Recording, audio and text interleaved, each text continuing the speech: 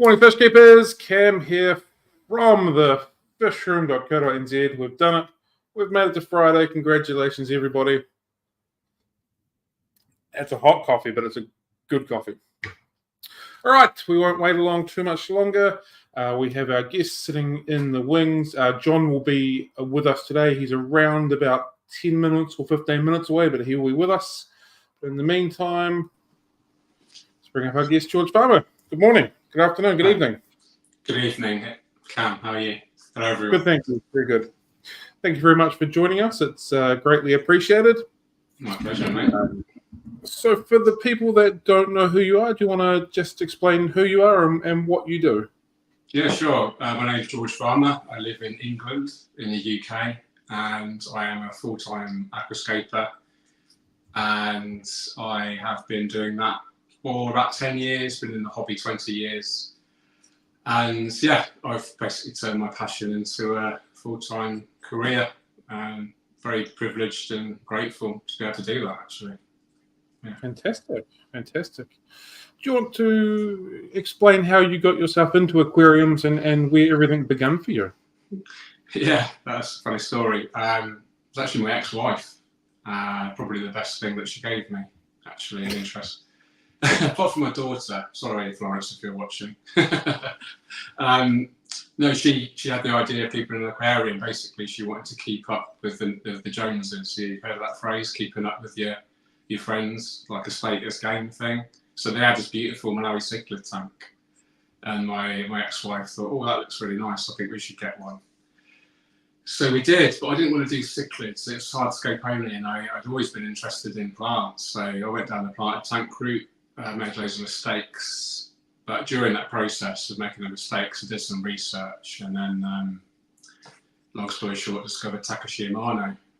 And that was like a bit of a, what do they call it? An epiphany, I guess. It was like, wow, this is what I want to do. And then because of the nature of my brain, I tend to get obsessed quite quickly and put all my attention on one thing. And that's what I did with planted tanks and aquascaping. And yeah, within 3 years, I was sort of moderating forums and then writing for practical fish keeping. And yeah, the door opened up and just kept rolling with it, you know. And here we are now. Basically, half of my home is an aquarium gallery, which my current wife is very supportive of. So I'm very grateful for that as well. Fantastic. It's good to hear that she is supportive of your endeavours. It'd be a bit tough if she wasn't. She is. It's just really funny. It's quite ironic because although my ex-wife triggered me to get the aquarium, she absolutely despised it because I would give it all my attention, you see, and didn't give her apparently enough attention. So it's kind of it's quite funny. And then I met my ex-wife. I met my current wife 10 years ago, and she actually had an aquarium. And it was actually a good opportunity to get in there because I say, oh, I'm quite good with aquariums, you know. Let me do you a makeover. But she's been absolutely legendary. She's not passionate about it. She doesn't really care about the plants or the fish in a nerdy way. She enjoys the aesthetic. She's got a good eye for design as well. So we've laid the home out. It's very nature inspired, houseplants everywhere. You know, the decor's really nice. The aquariums like integrate into the living space really well.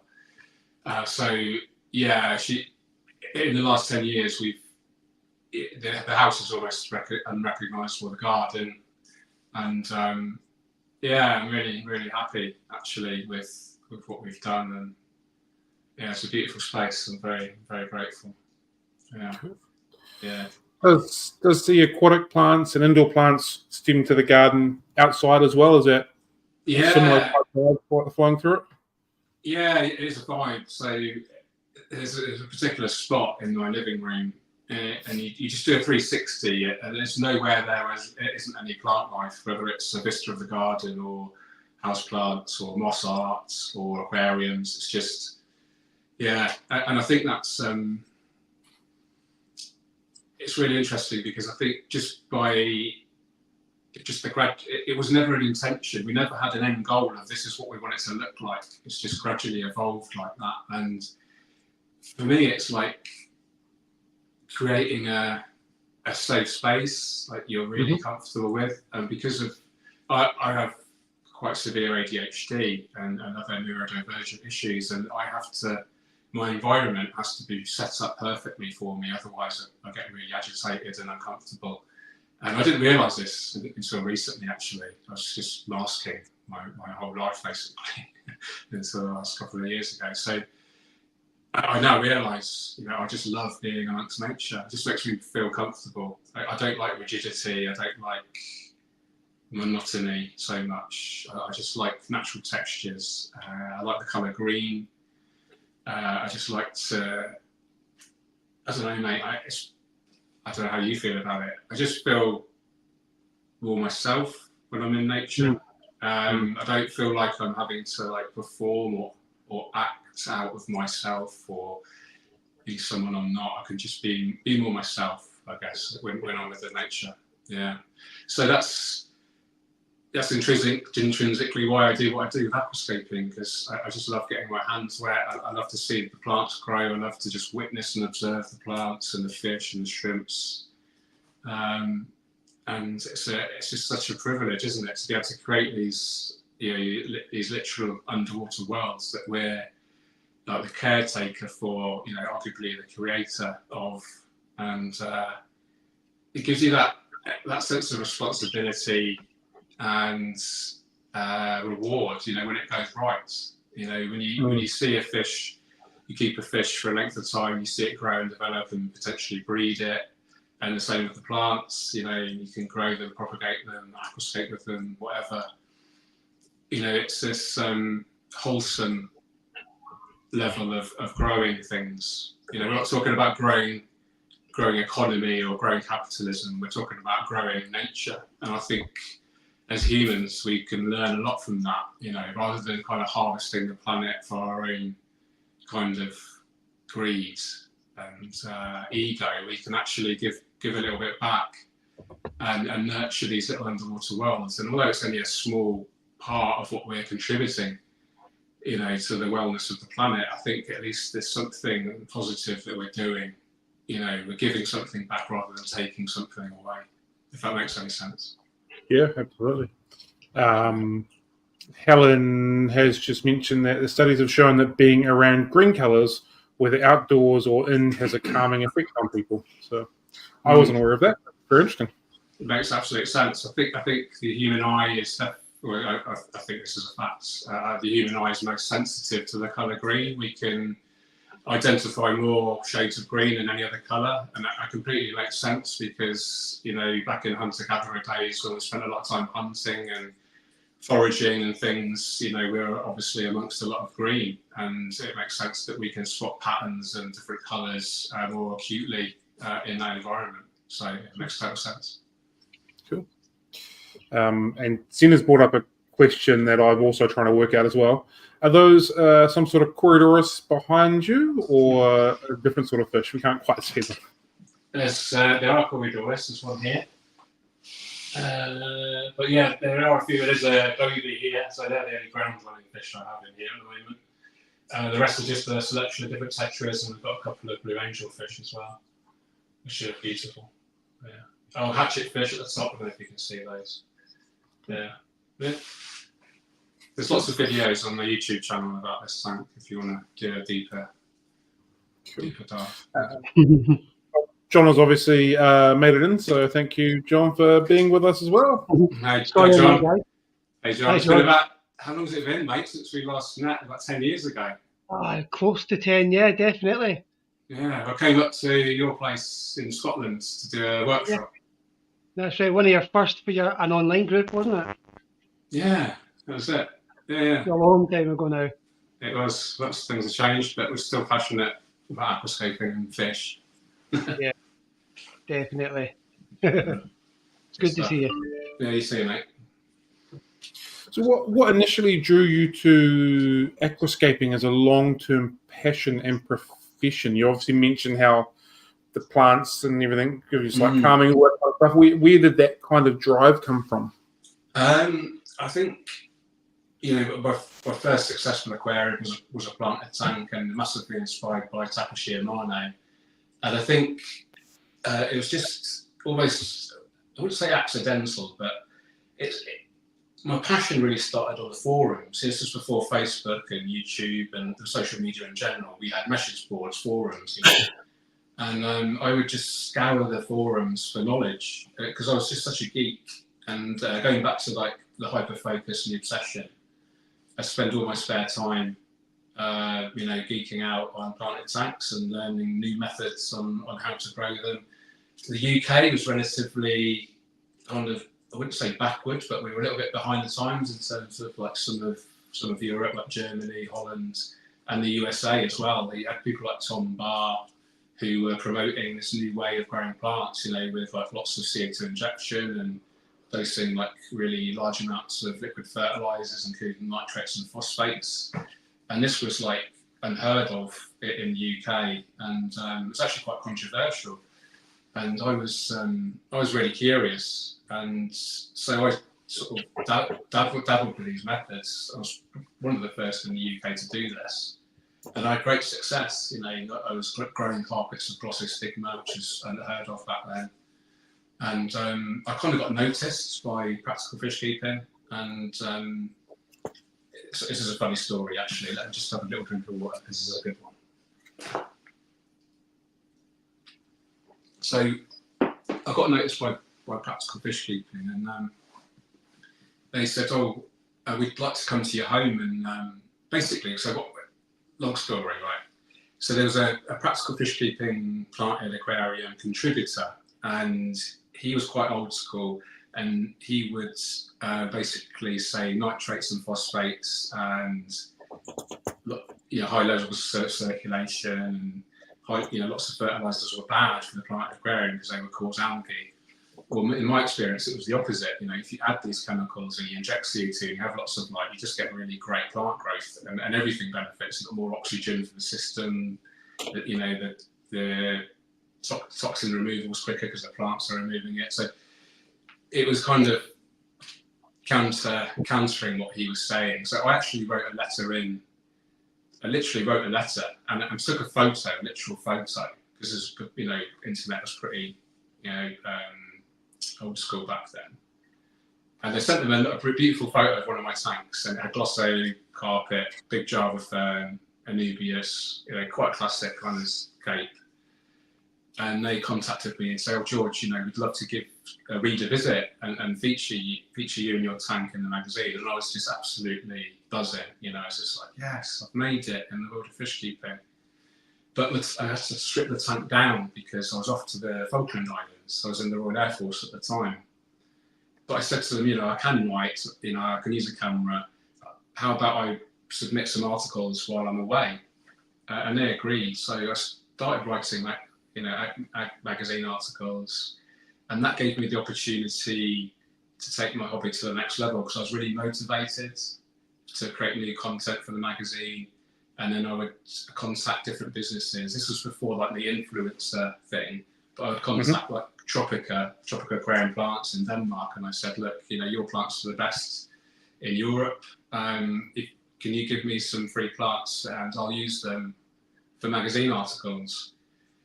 And that's really kind of what started the ball rolling. I became a regular contributor to Practical Fish Keeping, and then I started getting speaking gigs, doing workshops, and then 2007 we founded the UK Aquatic Plant Society, and so then I had a full-time job in the Royal Air Force, but quite quickly aquascaping was just taking over my life, and from sort of 2006 when I started writing for PFK to 2014, I was just absolutely doing, so much aquascaping. And then I was on a tour of duty in Afghanistan. I did bomb disposal. It was my last tour of duty in Helmand province, which is like a really dangerous place in Afghanistan at the time. And got hit in a roadside bomb. And that's when I realised I should do aquascaping instead, full time. Absolutely. Yeah, so it's a bit of a wake-up call, literally. And simultaneously got divorced from my ex-wife, obviously. And it was like a bit of an opportunity to hit the reset button, really, and start a new life of a full-time aquascaper. Cool. Yeah. We have another question. Becca has asked, you obviously just mentioned then that you're in the RAF. How has that influenced how you keep your aquariums? That's a really good question. Thank you. Before I was in the Royal Air Force, I was actually in a military boarding school as well. So and my father was military, and he was very strict. I don't think you heard of regimental sergeant major, which is like a very high-ranking soldier, and they're kind of responsible for discipline. So I had a very kind of disciplined upbringing in general, and I guess that's taught me attention to detail. I guess is the biggest lesson. Yeah, attention to detail, and a structured sort of timetable around maintenance. So make maintenance a non-negotiable thing. Dedicate a few hours, same hopefully the same day every week. And just be quite black and white in your thinking around the maintenance, because it's especially with high energy aquascapes. If you don't do the maintenance, you just get punished very, very quickly with algae. So I guess there's a few things the military has kind of instilled in me, if you like, that level of enforced sort of self-discipline regarding keeping things looking good. Attention to detail, like I say. I suppose it would it's forced a routine as well, because your life's very routine when you're in. You told what to do when. Yeah, exactly. Yes. That's a good question. So how do you find maintaining routine now? Obviously, you're long from the RAF now. Is it something that you've found a new way of doing things, or is it something that is buried deep inside and you're just going to constantly? I don't have to. It's not even a thought process now. It's just an intuition. I know I need to do it. I think when you've been in the hobby for 20 years and you actually really observe what you're doing, rather than just sort of paying lip service to it, actually really focus your attention on what you're doing and why you're doing it. You learn the language of the aquarium, whether that's plants or fish behaviour. It's like anything. The more time you spend in like complete focus of attention on that thing, the more you understand it. And it's like you speak the language of it. It's not like the language I said, English or French or German. It's the language of the plant growth, the colour, the language of the fish behaviour. It's just through careful observation, and because I live, I'm very fortunate that I have such a beautiful space to work with, that I can set up these aquariums and spend so much time. I do work from home a lot. I don't do so much travelling anymore, and that gives me an opportunity to observe the tanks and the fish. And it's like anything in life. It's any hobby, any pastime, any skill. It's all about time in the game. It's all about practice. It's about consistency. It's about not giving up. It's about making mistakes and learning from them, and not shying away from the challenges. It's like leaning into the challenges. So recently, I realised that I've never really set up a proper Dutch aquascape. And a friend of mine, Miles, hello Miles, if you're watching, he's a teacher. He's really into Dutch aquascaping, and he attended my. We had a home-based workshop here a few months ago, and he was one of the guys, and he just spoke with such passion about Dutch aquascaping. And I almost poo-pooed it at first, because that Dutch aquascaping is very rules-driven and very, very rigid. A little going back to the sort of military, I guess. And I did an article for Practical Fish Keeping on it, but when I look at the aquascape, it wasn't a Dutch aquascape. It was just like a pretend, like, you know, it wasn't very good. And I've always avoided it because I knew it would be really difficult, and I can quite easily create beautiful aquariums, like nature-style aquariums, which are relatively easy for me now. But you don't really grow as a hobbyist or as a fish keeper or an aquascaper if you just stay in your comfort zone. Yeah. So it was a no-brainer. It's like, well, and if I do something, if I choose, like, I'm going to do it, I really do it properly. So I've literally printed out all of the NBATs, which is the Netherlands Bond Aqua. So basically the Dutch aquascaping, the Dutch Aquarium and Terrarium Society, and they've literally got like a manual like this of rules, you know, how to do these aquariums. And so I used Google Translate, printed it all out, and I've been in contact with a couple of Dutch guys, and I'm basically going to convert this tank here into a full-on Dutch aquascape, which is, I don't know if anyone's aware, but it's just a very, very formal way of aquascaping. Very little hardscape, very neat rows of plants, very like a formal English garden, if you like. Yeah, and it's not my taste, if you know what I mean. It's not to my visual taste, but that's why I want to do it, because I want to lean into that discomfort, and that's where the best growth occurs. You know, the more uncomfortable you find something, the more you need to do it if you wanna grow. Basically. Exactly. Yeah. Mm. Can you explain the Dutch style a little bit more? Like I said, it's a very difficult style of aquascaping, and it's I think personally, I think it's one of the more beautiful styles, if that makes sense. But can you explain a bit of that for people? Yeah. So if you look at so it's better to let's start off with nature aquarium style, which is what you see here. So this is kind of using like a bit more free flowing, you know, the plants can kind of grow in between each other.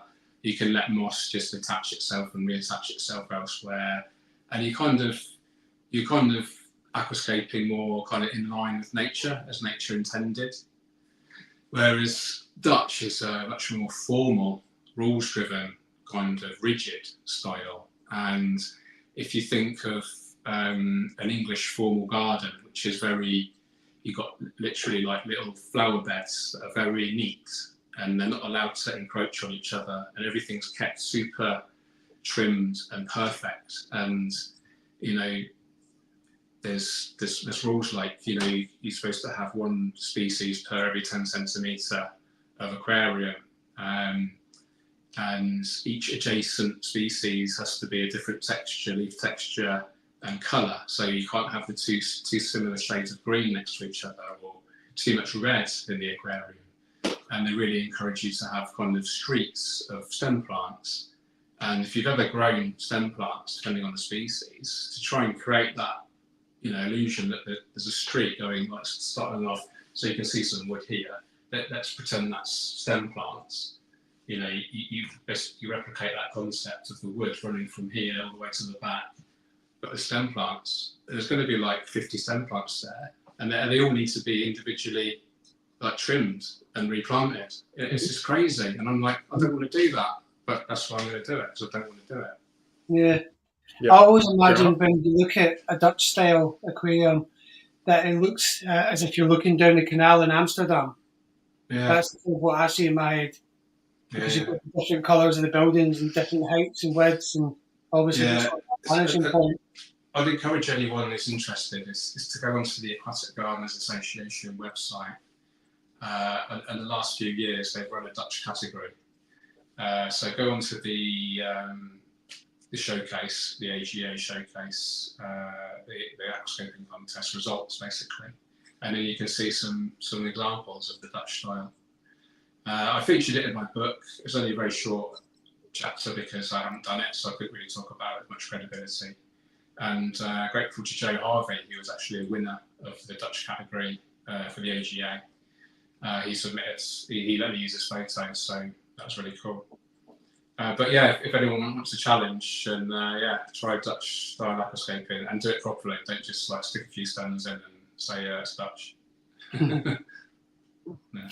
We've got a couple of questions, so we'll just run through these. Cool. Rebecca again has asked, do the aquascaping competition judges like garden design ones in terms of whether those plants can survive together, or is the situation they are placed in? That's a really good question. It depends on the contest. So there are different contests and they have different rules. But largely, actually aquarium plants, they don't tend to have the same issues as other plants, like not working together, functionally.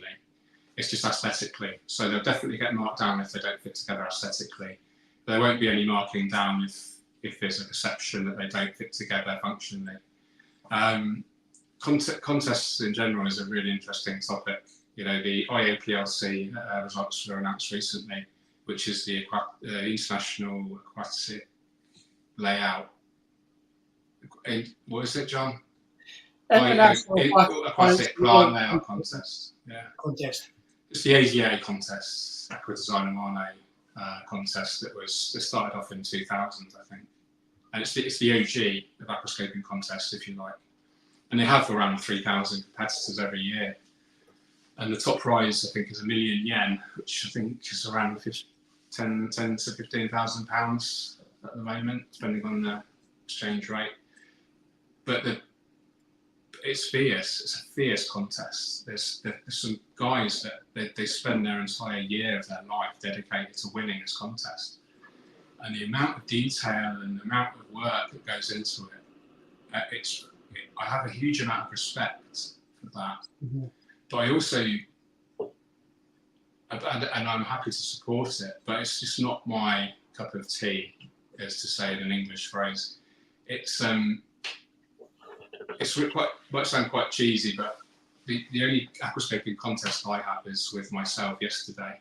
Do you know what I mean? So it's about, I appreciate contests, and they give the aquascapers a sense of a goal, an end goal in mind, and a focus and a motivation.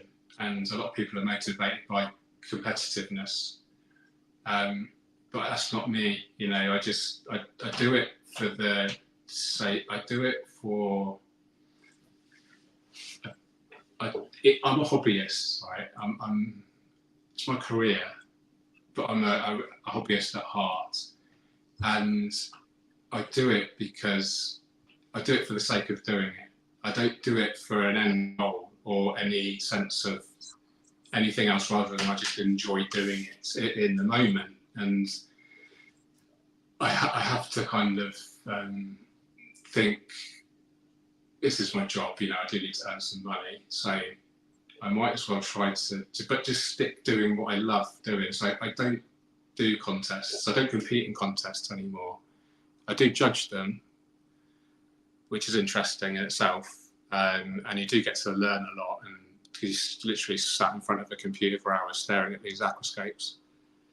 But yeah, I know I'm rambling. It is like really past my bedtime, so I am going to be rambling a lot this evening. Mm-hmm. I do apologise. Yeah, that's all right. That's absolutely. Yeah. That's what I'm known for, so it's okay. We'll just continue on with some of the questions that we've had. Please do. How have you interested how you make a career out of aquascaping, starting from just being a hobbyist? One word, just consistency. Whatever you're doing, just keep doing it. So if you want to start a YouTube channel, I just got asked this today actually. They wanted to start an aquascaping YouTube channel. How do they make it successful? And I say, well, what does success mean to you? To start with.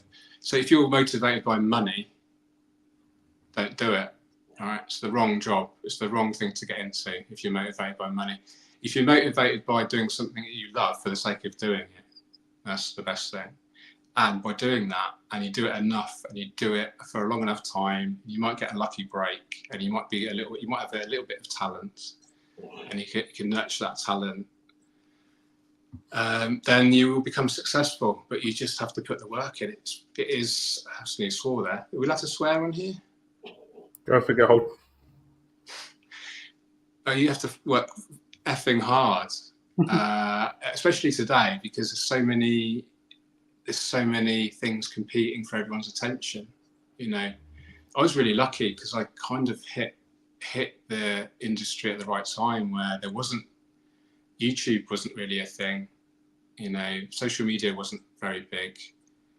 And so it was quite easy to get noticed. If you were halfway talented and you could take a photo back in the sort of early 2000s, then you get noticed really well. But now everyone can take a great photo on their phone. People can create great aquascapes just by talking into a computer using AI. So it's a different landscape that we're working with today. It's a lot more competitiveness. There's a lot more people, like I say, it's an attention economy that we're working with.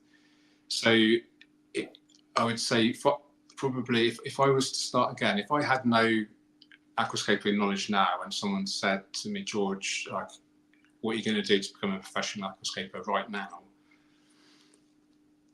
I would say, no, it's okay, thanks. No, I would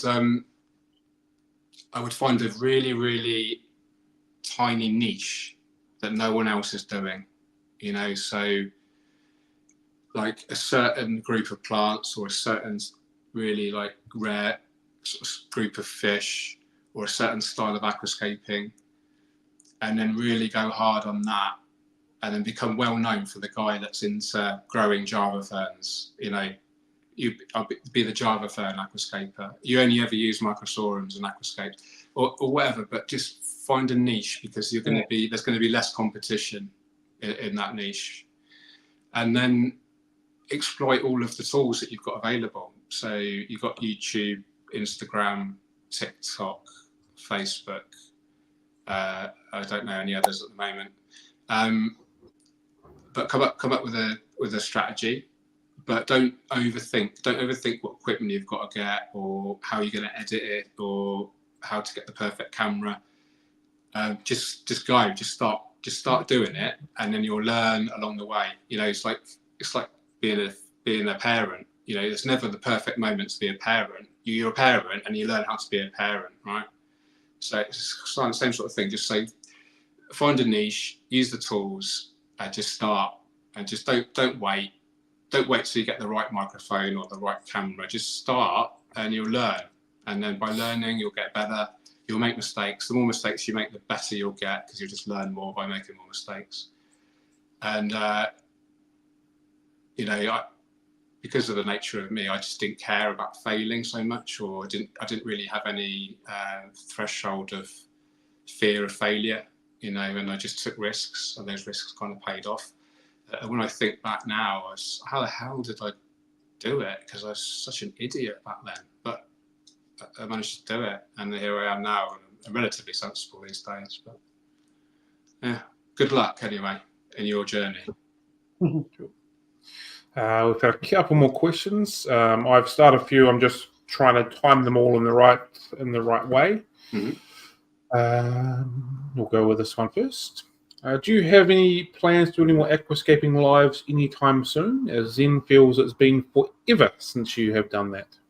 Yeah, it's been a while. I did do a lot of live stuff during lockdown because I was really bored and I couldn't get out of the house. So I just thought, well, let's talk to everyone around the world. And that was really cool, actually. I did a few Tropica lives in the studio and stuff. I do the occasional live stream with Tropica still on their Instagram. And I've done a few live workshops, but I haven't done anything live from home for a while. I guess the answer is no, but the simple answer is no at the moment. But thanks for the question. Yeah. And the next one we have is, do you have any intent to revive your podcast? It's not sure about the revenue stream, but personally, it was really enjoyed and it was good listening during a workout or a long drive. Yeah, I mean, revenue's never been a motivator for me, to be honest with you. The first, we did 2 seasons, me and my wife, and it was actually more of a marketing tool to promote the book, to be fair, to be honest with you. So I guess that was a little bit revenue inspired. Yes, actually, there is a plan. There is a plan. And if my teacher friend Miles, he's got a lot to answer for. He's getting me into Dutch aquascaping and he's getting me into podcasting again. Miles, bless him, he's such a legend. He wrote me a complete season 3 schedule of what to do on each episode, what to research, what sponsors to approach, what the key learning points are. And I was just like blown away. He sent me this like massive Word document. He said he was at his summer holidays from school, he's a school teacher. So he said he was really bored. So he just come up with this like epic like podcast plan. And I'd be stupid not to do that. And so there is a plan to go into season 3. So yeah, this is a exclusive for your live stream, Cam. Yeah. Look at that. Look at that. Exciting. Maybe I can get you on, mate. Any day. Ask the question and we'll make it work. There you go. What do you StreamYard? Yeah. It seems very, very straightforward to use, doesn't it? It's incredibly well, I like it. Is it a paid subscription platform? Or? This one is so we can have extra people on. Mm-hmm. But I think there is absolutely a free one that you only get 1 or 2 seats, I think, from memory. But yeah, we paid for the slightly more one to be able to have guests on and have more storage on it. But yeah, there's definitely a free version of it. Mm. Yeah, so I appreciate the question and I appreciate the interest in the podcast. It's quite, aquascaping is obviously a visual art form, but people do tend to like listening to it about it as well. So it's really interesting. There seems to be a recent upsurge in podcasts again as well. Yeah, Jeremy's starting his one up. I listen to, I mean, I don't actually listen to many aquarium podcasts, but I do listen to a lot of podcasts. And I just, especially long form, like 2-3 hour podcasts, put it on in the car or a dog walk or a long run, or there's so much great information out there and so many really interesting people about stuff that you're interested in. It's just like, why not learn more, go really deep on stuff? It's just, it's just great. What a great world we're living in where you can access so much amazing information. It's great. Yeah. Yeah. We've actually had quite a few guests afterwards that said, I wouldn't mind starting a podcast. What do you do? Just get a microphone or a phone and just record and just do it. Yeah. Away you go. Yeah. It's like I was saying about the guy that wants to do aquascaping as a career. Just start doing something because it's the first step is often the hardest. It's the procrastination that kills people, you know. But if you, I think there's like some sort of stat. If you can do 10 podcasts in a row, then you're in like the top sort of 2% of podcasters. There are people that have started a podcast. Like 98% of people can't do more than 10 in a row. They start it, and then they chin it off. It's really like this crazy stats. So you've been going for what, 2-3 years now, haven't you, Cam? Is that right? Yeah. 4, I think. 4 years, yeah. I think your guest number 72 or 73 or something like that. Impressive. Yeah. Yeah. It's been going for a wee while now. That's good, mate. Cool. Question from Ethan. Other than the standard Nymphia zenkerii, have you had the opportunity to work with any other tropical water lily species, and are there any others out there that are possible to get hold of? Yes. This is a Nymphia lotus, so similar to zenkerii. And then there's also there's a couple of dwarf lilies, Garadiana, Nymphia Garadiana, and there's another one that my mate Josh has been growing, which is sold as a pond lily here in the UK, but does grow well underwater in an aquarium, tropical aquarium. I forget the name of it. But yes, there is a few. Yeah, Google's your friend. Yeah, just do a search. I'm sure you'll find some. Yeah, I'm not sure availability in New Zealand though. Okay, if you're from New Zealand, whoever's asked that question, I don't know. Oh, another question we've got is, what's been the biggest positive change in aquascaping since you have begun? So that's a great question. I think accessibility and affordability of good equipment. So it's relatively easy to enter into the world of aquascaping on a strict budget. So you can buy like a little nano cube now with a strong LED light unit, hang on the back filter, substrate, liquid fertilizer, low iron glass, all in a kit, for less than £100.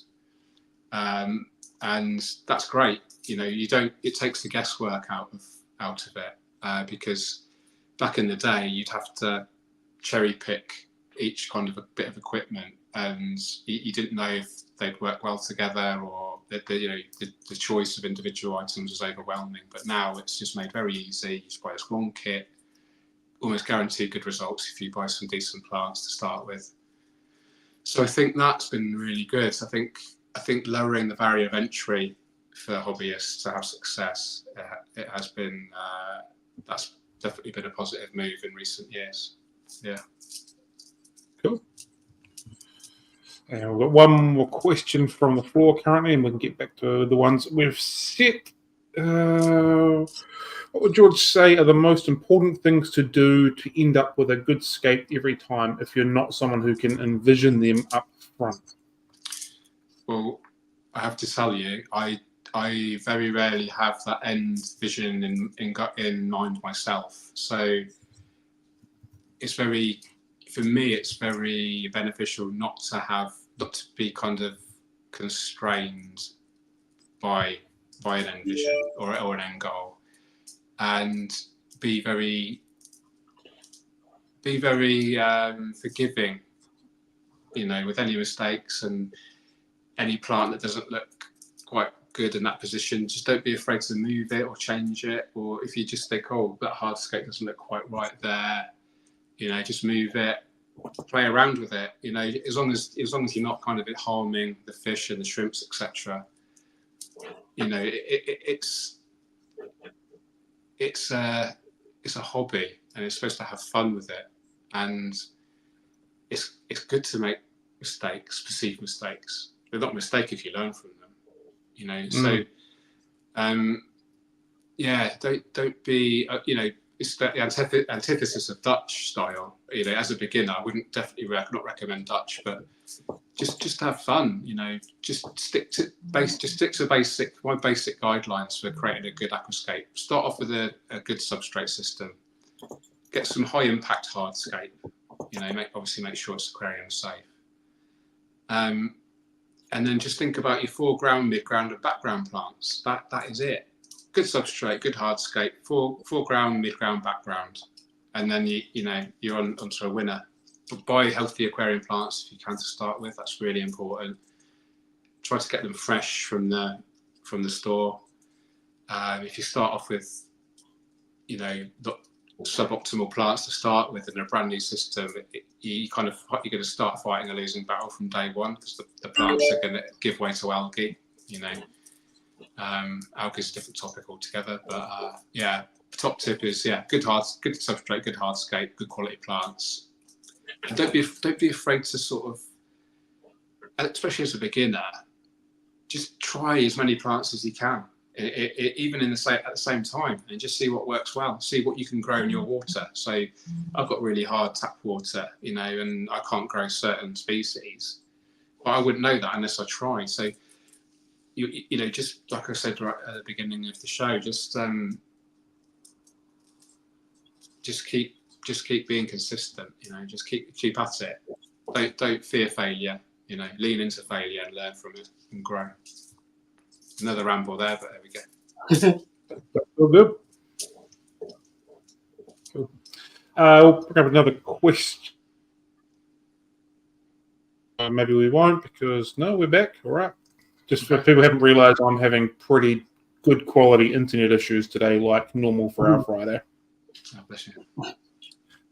Do you have any recommendations for aquascaping a better tank? I'm in the process of making the perfect little tank. I've redesigned it like 5 times and it keeps tearing its fins.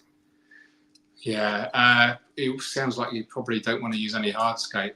Just go for plants. Just do like a, nice bushy plants, maybe some big leaf plants so it can rest on them. If it's tearing its fins, it's obviously, hitting some sharp bit of wood or rock or something. So either use like maybe smooth boulders so it literally can't scratch itself. But also ask yourself, why is it kind of vigorously swimming around and tearing itself? Is there something else going on there? Is it being chased by something, or is it scared of something? So have a little think about that as well. Yeah. Cool. Right, and we've got another one here, and then eventually we'll get back to our structured questions that we've got lined up. Nice. What do you think of the no-tech, low-tech aquascapes? They're great. If you can have success with them and be patient enough, then they're really good. Not everyone wants to inject CO2 or buy expensive LED lighting or substrate systems, and that's a good thing that the low-tech and no-tech methodologies are out there, and there are some very good results with them. You can, if you look into Diana Welstad's, it's a bit outdated now, and some of the science is a little bit kind of controversial, but it's a proven method, and I'm going to go a bit kind of meta now. But if you think about planet Earth, that's a closed loop system, right? So it's just a shrunken down version of that. If you think about, if you just consider this as the Earth, the amount of water on the Earth stays the same the whole time. Yeah, people do water changes in this, but the Earth doesn't. All right, so if you understand the science and you're patient enough, you can have really good results with no-tech and low-tech. It's just, I think, maybe can be a little bit misleading or a little bit clickbaity for some creators, because they know it's going to get good hits because it's cheap, right? And people love setting up cheap aquariums with hardly any maintenance, and that's the danger. I think that the education side of it could be a little bit improved, I guess, in some respects. But I've got absolutely nothing against it. I have learnt so much from some really, really skilled, experienced folk from that side of the hobby, and I've set up quite a few myself. Yeah, it's great. But just be mindful. Just follow the guidelines, and nothing wrong with it. So I really don't like this attempted polarization of everything in this modern world. It's like you have to be with us or against us. No, you don't have to have an opinion either. You can just say, you do you, mate, I do me. Cheerio. You do you is one of my favourite sayings. Yeah, just let it go. Just accept it. It's radical acceptance of everything, and then you never have any dramas. There's no drama. There is no problem. There is no problem. Well, there was something that I recently found out, that you were diagnosed with ADHD. Well, known you, and obviously met you in person and followed your career develop since the start, I suppose. It makes sense now, but at the time I never had an inclination whatsoever. I've got children with ADHD. My wife has also got ADHD, so I know a lot about individual people. But how did it affect you in your hobby?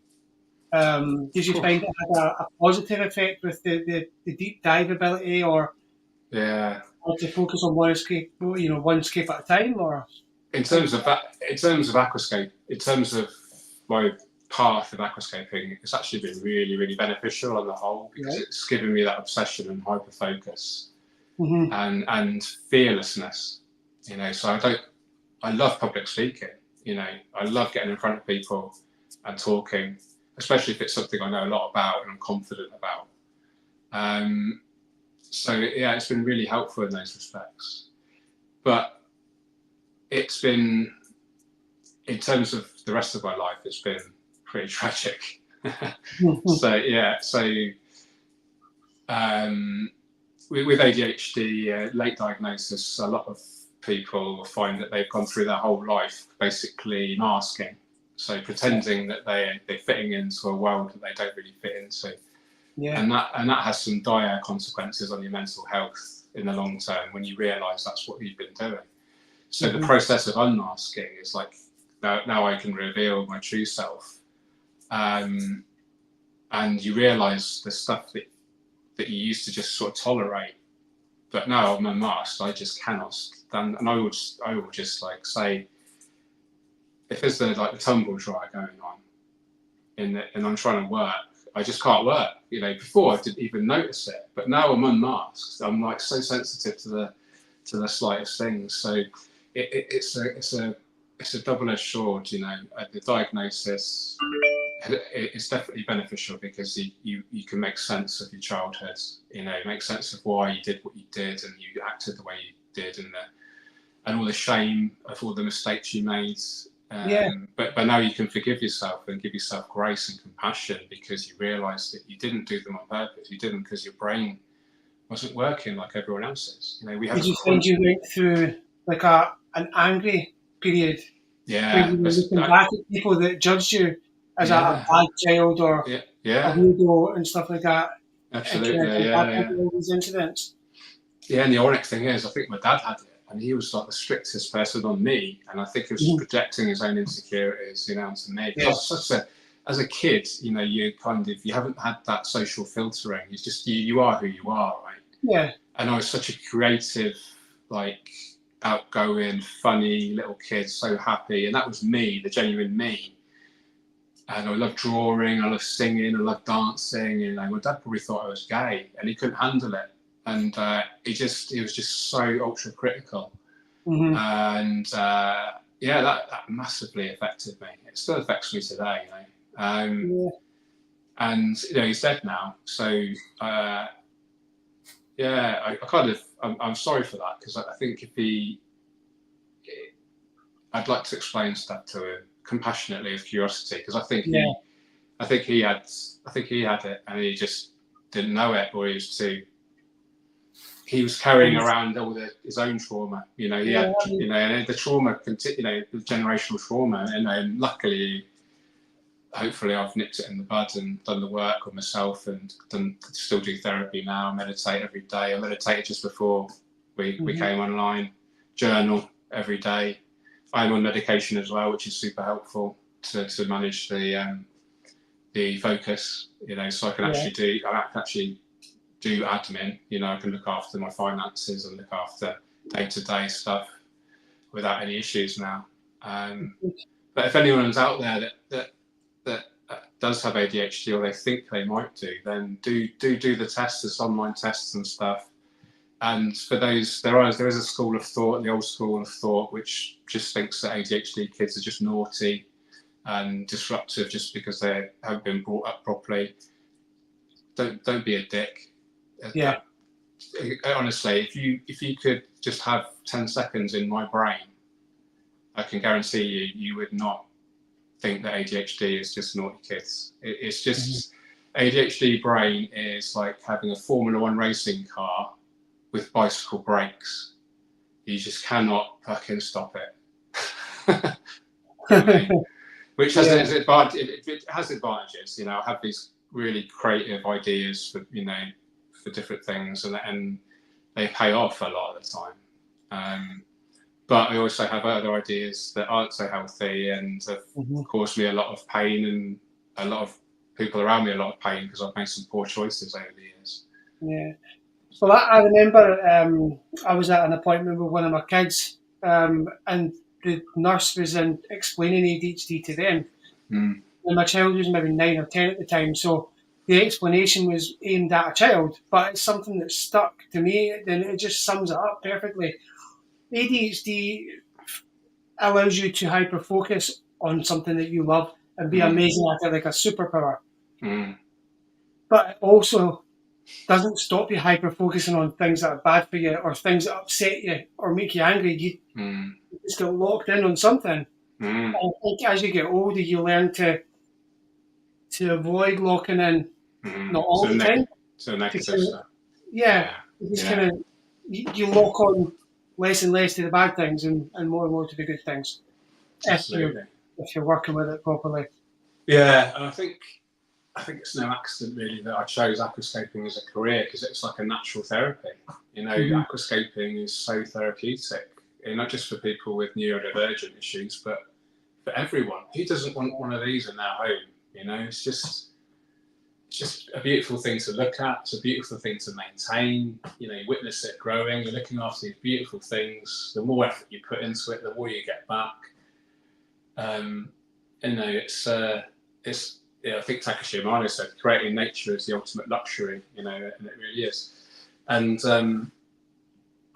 you know, we've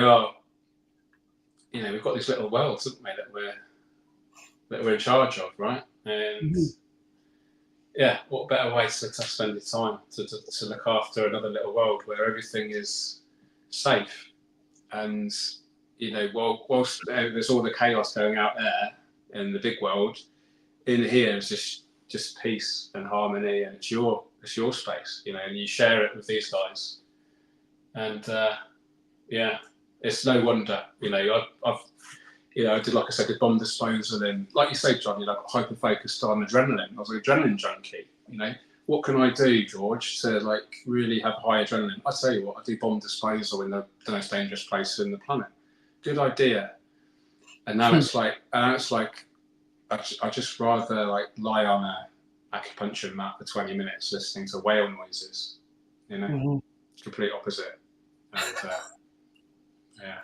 So obviously aquascaping has played a massive positive in helping you navigate through ADHD and all your neurodivergence.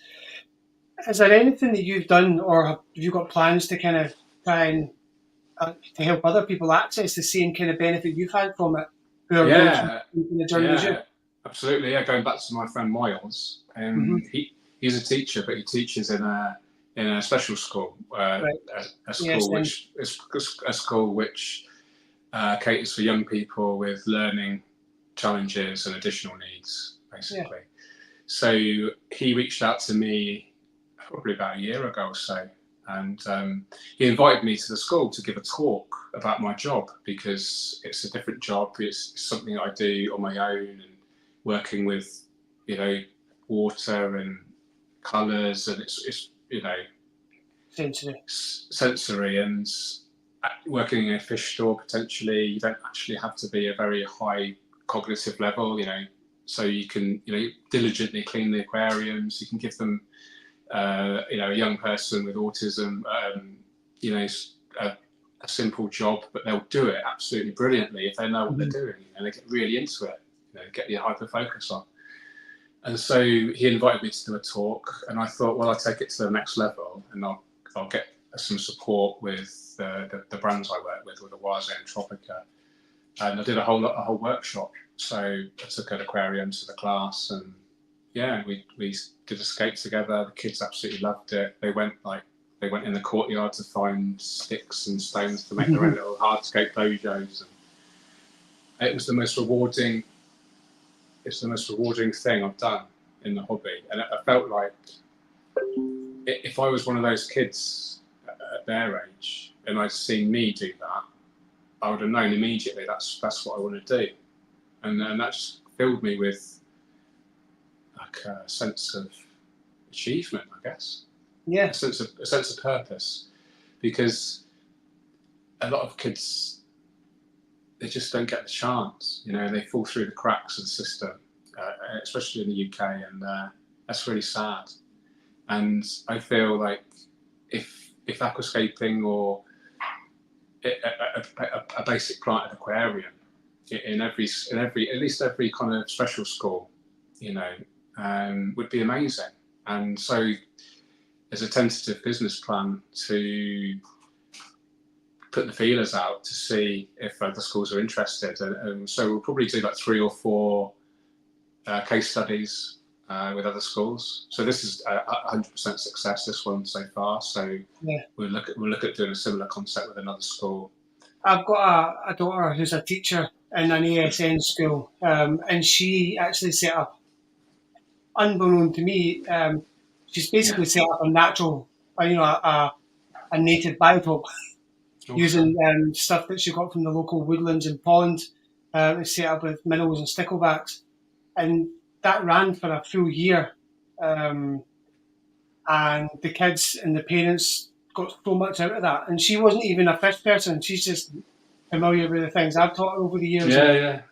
It's fantastic to hear you getting involved, because obviously somebody at your level has got the capacity, the ability to have such a massive impact. So I really want to get that up and running. Yeah, I think there's so many levels of education with the plant aquarium, isn't there? You've got it's going back to like using the tank as a metaphor for the planet Earth, So you've got the sun, which is the light. You've got all the trees around the planet and the bushes and everything, which is the plants. You've got, so you can explain photosynthesis, the concept of and you've got CO2, and so you can talk their language, and you can.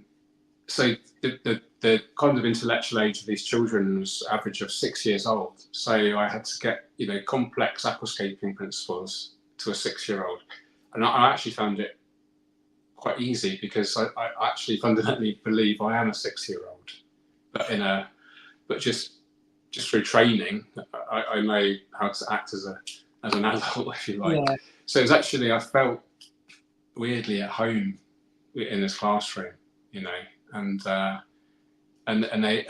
response was just from the kids and the teacher was just overwhelming, and I actually got really driving home. I got emotional because I realised this is like my calling. It's not setting up fish tanks for rich people or showing off my home to YouTube. It's like changing people's lives for the better. And people that may not. This could be like one of the best things that they've done, working with aquariums. They get to learn about routine, they get to learn about budgeting, they get to learn about ecosystems, sustainability, electricity, biology, chemistry, physics, hydrodynamics, water chemistry, microbiology, bacteria. The list goes on.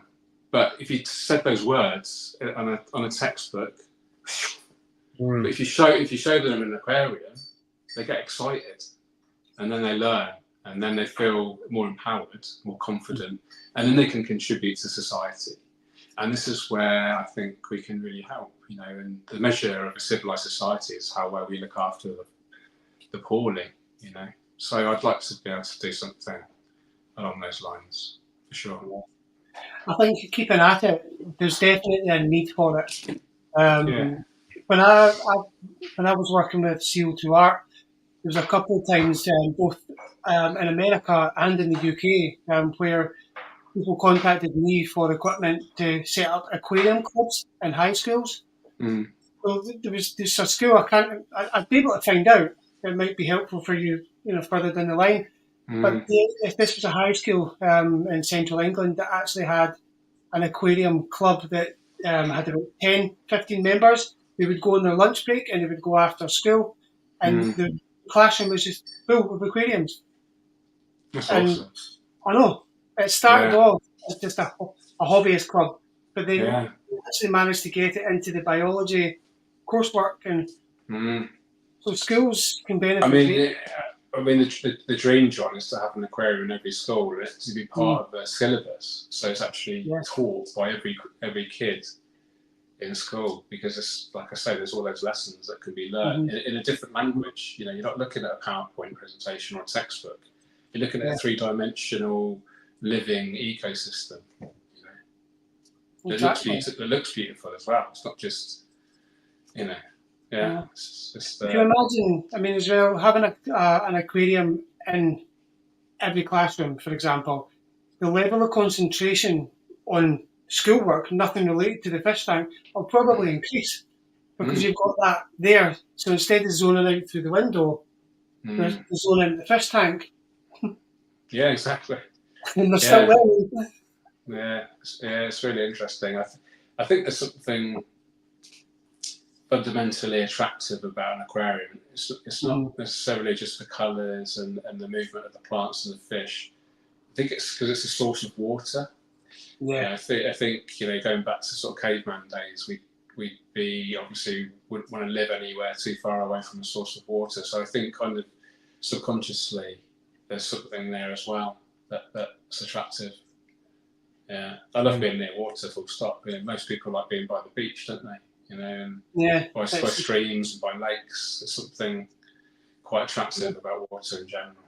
Well, the human body is mainly made up of water as well, isn't it? So we are water, aren't we? Effectively, 60-70% water. I know. So you've also mentioned in the past as well that aquariums are a source of mindfulness for you, or for anybody. Yeah, how do you see aquariums as a tool for mindfulness and meditation then? Yeah, so for those that aren't aware, mindfulness is basically paying full attention to something, and or paying attention to whatever you're doing at the time, rather than letting your brain run away with its thoughts. Because we're often like either living in the future or living in the past. So if we're living in the past, you're normally ruminating about a mistake we've made or telling a story about something that we've done in the past, and trying to sort of tell a narrative about that because it helps us in the present. And then if we're thinking about the future, it's normally something like we're either looking forward to something or we're anxious about something for the future. But either one, none of those are true. Right? None of those are real. They're just concepts that our brains have invented because they're so complex. The only thing that really exists is the present moment. Is the now, is right here and now. That is the only thing ever in existence. And I think an aquarium can help point to that instruction of just being here in the here and now, because whether you're kind of just looking at an aquarium and observing it fully, looking at the fish behaviour or plant growth or even some algae or a snail, while you're paying full attention to that thing, you're not in the past or the present. You're actually in the here and now, and that's the basic premise of mindfulness, and it can take you away from suffering, because when you're really present in the moment, there is no suffering. Simple as that. You're just living at the moment. Yeah. Exactly. So I think I don't want to go too kind of spiritual and stuff, but there's something pretty deep there, about being in the present moment and using an aquarium to help do that.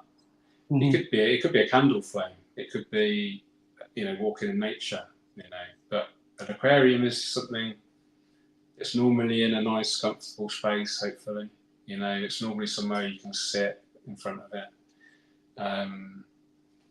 and use it as an opportunity. Like maintenance for me.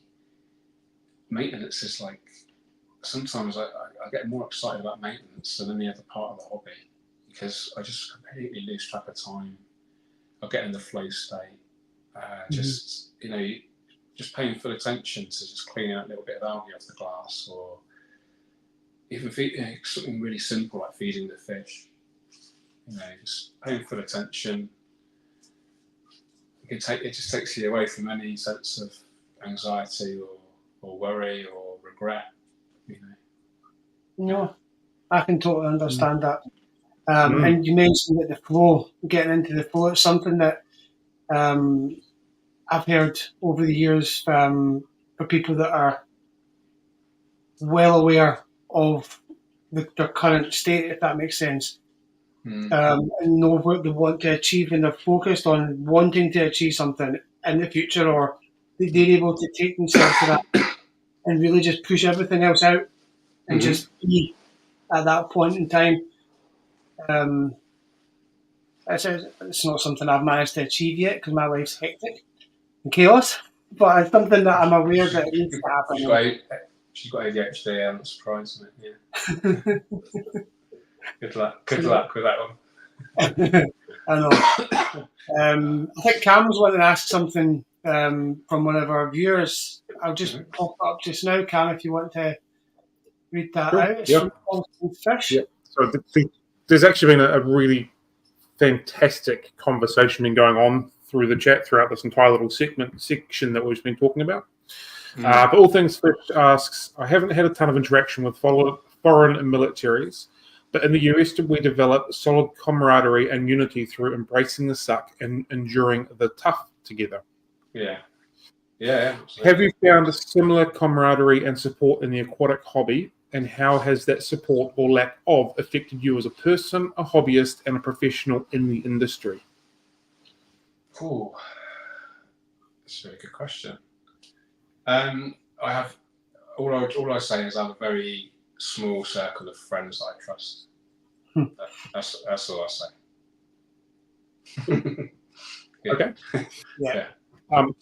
And while we're kind of on this topic, today here in New Zealand, there's a little bit of a movement going on about basically ringing your friends and telling them that you love them and that you're there for them, so people aren't feeling alone. So I think it's actually quite an interesting and fitting wee segment we've just had on that particular day. So if you haven't spoken to one of your mates for a while, give them a ring and see how they are. Yeah, because especially men, I don't want to typecast or stereotype, but men struggle. I struggle to ask for help. And, for sure. I freely admit, and some of the guys will be watching now. I've got a WhatsApp group, and it's called Scape Squad, and I think there's 5 or 6 of us on there. And I was struggling a few weeks ago, a couple of months ago. I was struggling. I was going through a real dark patch, and I knew I had to do something, and I don't know. I just got motivated. I wrote a message on the WhatsApp group, and I said, "Guys, I wouldn't normally do this, but I'm really struggling.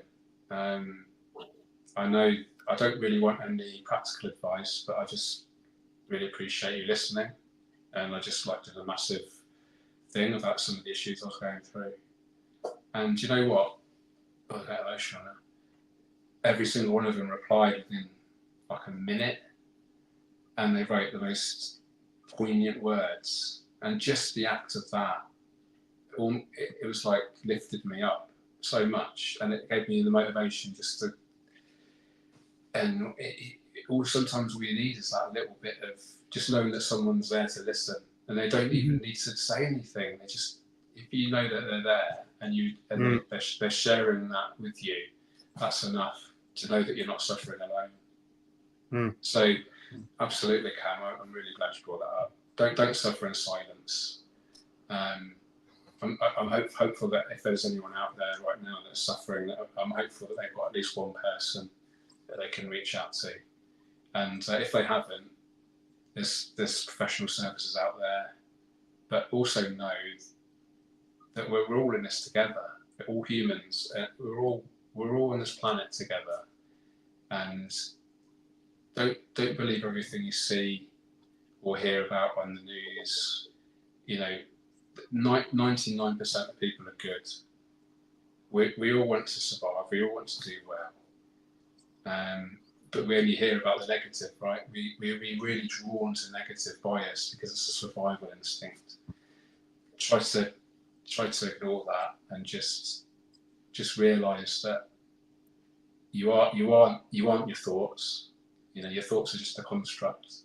You're a beautiful spiritual animal with such a high level of awareness. It can sometimes backfire on you, but we're all here. We're all basically stardust, right?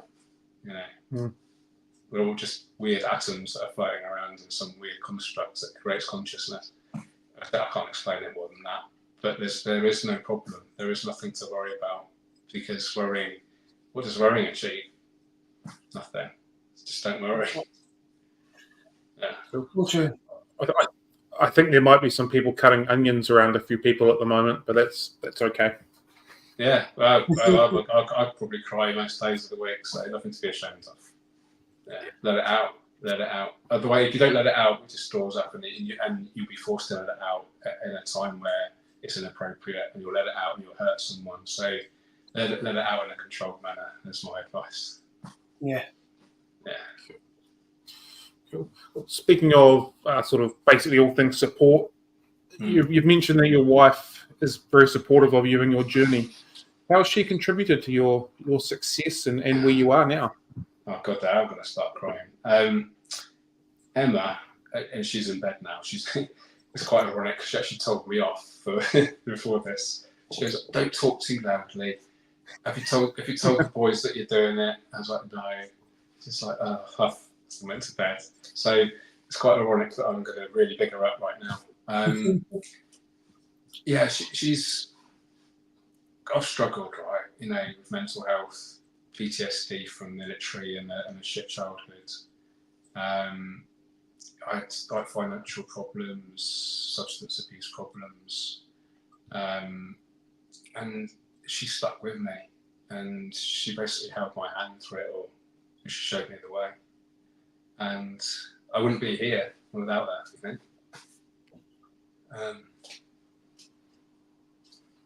Yeah, she's awesome.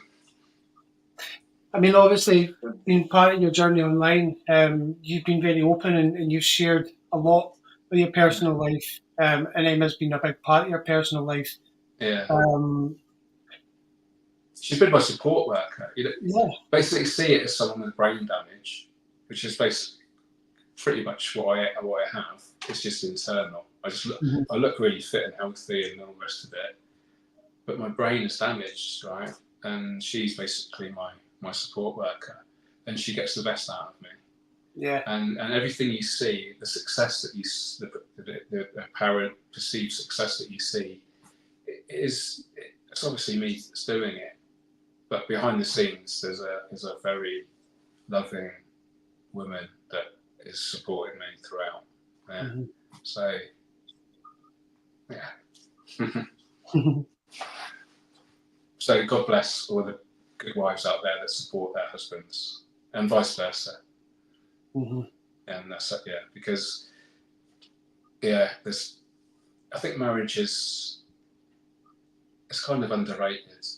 A good marriage. You hear about divorce rates through the roof. You hear about domestic violence and all the rest of it. But if you've got, I can tell you this: there's nothing more powerful, like in terms of like the unconditional love, between a good man and wife. And I've experienced that. I didn't experience this so much with my first wife. So that's like a lesson, like there's no mistakes, just lessons. And I absolutely hit the jackpot with Emma. Absolute legend. She's so funny. She's so intelligent, articulate, pretty, hardworking. She's a great mum, great cook, great taste in men especially. And she gives a big, massive space in the house for fish tanks. Yeah, what a legend. Yeah, she did put, it's quite funny, she did put her foot down, I think it was this morning or yesterday, because I wanted to move this into the main living room where we watch telly. And next to the telly, she was like, "Are you taking a piss, George?" So that was a hard no, which is fine. Can't complain. Yeah. The question is, what were you going to put there instead if that did get moved? Well, I sort of said, why don't you get a Highline 600, which is basically 50% bigger than this, so 600 litres. And I seriously thought about putting do something similar to this in the 600 and then putting the cichlids in this one, because they're getting so big and chunky in the 300. Yeah, so for those that don't know, this is a Oase Highline 400, so this is 400 litres. This is a 60. I've got another 60 on the other side, which I'm not showing because it's going through some work. And then I've got the cichlid tank, which is a Highline 300. So I've never done this before, 700, 820 litres of aquarium so far. And I've got a couple of little nanos that I'm going to be setting up soon. Yeah. Could I plug something quickly? Yeah. Fire away. Right. Yeah. If there's anyone in the UK watching, I'm doing a little workshop. It's a big workshop actually at home here. Three slots available. You can come to my home. I'll cook you lunch. We'll scape these nanocubes together. We've got like unlimited selection of hardscape materials, substrates and plants from either Aquarium Gardens or from me. Aquarium Gardens is only 3 miles away from my home.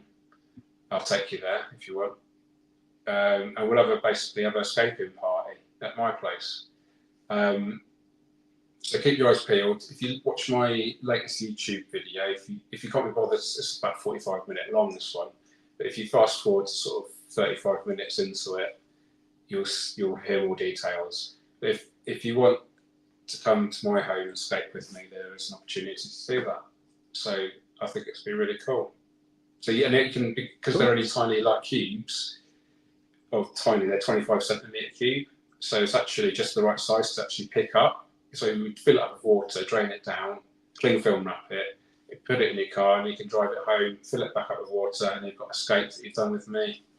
And I can give you online consultation if you've got any problems, WhatsApp video, whatever. That's quite cool. Cool. Yeah. So yeah. Awesome. Cool. Your aquascaping book has been a significant success. Yeah. How does it feel to have over 1,000 reviews and a 4-point-star rating on Amazon for your work? Yeah, it's really mind blowing. It's like it always surprises me. Yeah, I never thought I'd be an author, and I never thought people would love it so much. I've got to be honest with you. I didn't, when it arrived, I got the first copy through the door. I was actually in a bit of a dark place at the time, and I opened it up, and I was like really disappointed. It's a really weird feeling. And the first page I opened, I put all that photos underexposed, and then all I could see was like problems with it. It's really weird. And it just shows what state of mind you are. It has a completely skews reality. Because now when I look at it, because I'm pretty much healed now, and I don't really have these dark places so much, I can see it for what it is. It's a good bit of work, and there's a lot of my knowledge that's gone into it. You know, there are some little errors, and you know, it could be improved. And there is obviously scope to write another one, like a version 2 or a revised issue. I do want to do another one on actually want to incorporate kind of the therapeutic value of aquascaping in the next one, I think. I did that. I haven't told anyone this yet. Do you want to hear something exclusive idea that I've got? Always. Yep. Right, so I've got about 2,000 hours worth of mindfulness meditation under my belt now. And I'm going to start doing like formal qualifications in counselling and mindfulness teaching. And basically, I want to convert this room here into a therapist office, and then actually use the aquascapes as almost like a focal point and a source of confrontation. So, you know, like a therapist like a therapist office, they have that classic lounge thing that you lie down to, you know, tell me your deepest thought. It would be like that, and I'd be on another chair, and then I just, you know, instruct them, you know, where to look, you know, what to think about when I look at the thing, and then they'll just get really comfortable and feel at ease, and then we can start talking. And I think it'd be great. And I think it could help a lot of people. Yeah. So basically, become the world's first aquascaping therapist. Yeah. Cool. The world 100% needs more support. And that is completely a different approach, which I think would be quite meaningful and helpful for a lot of people, regardless whether they're aquarium keepers or not. Just the whole vibe of that would be, yeah. Well, I did donate an aquarium to my therapist. I see a psychotherapist, and she does hypnotherapy as well. And there's a perfect space for an aquarium in the waiting room. And I said, basically, long story short, I said, if I give you an aquarium, maintain it, can I get free therapy? And she was like, yeah, sure. So I got a free tank off one of my sponsors, free plants from Tropica, aquascape the tank. I actually grew it in at home for a few months to make it nice and mature and stable. Transported it to it was only a 25-minute drive to the therapist waiting room. Set it up there. And it's been an everyone absolutely loves it. Every single person has mentioned it that goes in the waiting room. Business cards have just flown. I haven't got a big advert. This is George coming, just got a discreet little business card holder on top. And it's been great. And I thought just take it to the next level. I've done so much work on myself. I've been through so much stuff, like from the ADHD journey, PTSD with being in conflicts, having gone through a divorce, other, substance abuse issues, recovered from those. I'm actually really in a good place and a good level of experience and stability. I think it's going to be a couple of years before I get the right. I want to get. I could do this without any formal qualifications, but I think for credibility and just for my own sort of sake that I know I'm taking it seriously and I really want it, I will do the qualifications first. So that'll be a good couple of years. Definitely. But it's something I'm passionate about, and I was actually working on a bit of a business plan yesterday on it as well, as well as the school thing. So yeah, it's kind of switched from. It's really interesting, like before I kind of unmasked from the ADHD and I'm basically living in survival mode. You know what I mean? Like just living unconsciously, just living like reactively to things, rather than consciously and mindfully, which I do now. I realised when I started aquascaping, I was addicted to the egoic side of it, the attention and having my articles published in PFK and getting asked to do certain things. Instead of me thinking, how is this serving other people? I was just thinking, how is this making my ego bigger? And it's completely flipped the other way now. And I think it's quite nice. It's quite a nice sort of balance in my life where I can flip it from that almost sort of, not selfish because I wasn't aware of it, but rather than things serving me, how can I serve others? And so that's where the school thing and the therapy thing comes in, I think. Mm-hmm. Well, we've actually had a comment from somebody in the chat that kind of ties in perfectly with what you've just been talking about. I'll just bring it up on the screen. Mm-hmm. And I'll probably remind you of a time when you were over in Aquashella in 2022. Can you put that there?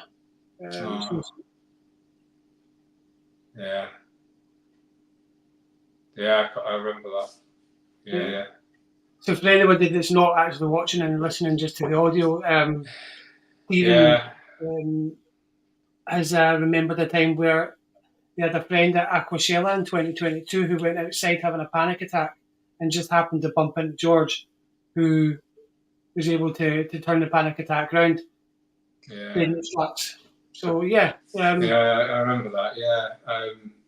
Poor girl. She just seemed really stressed, and I just said there is nothing to worry about. There is no problem here.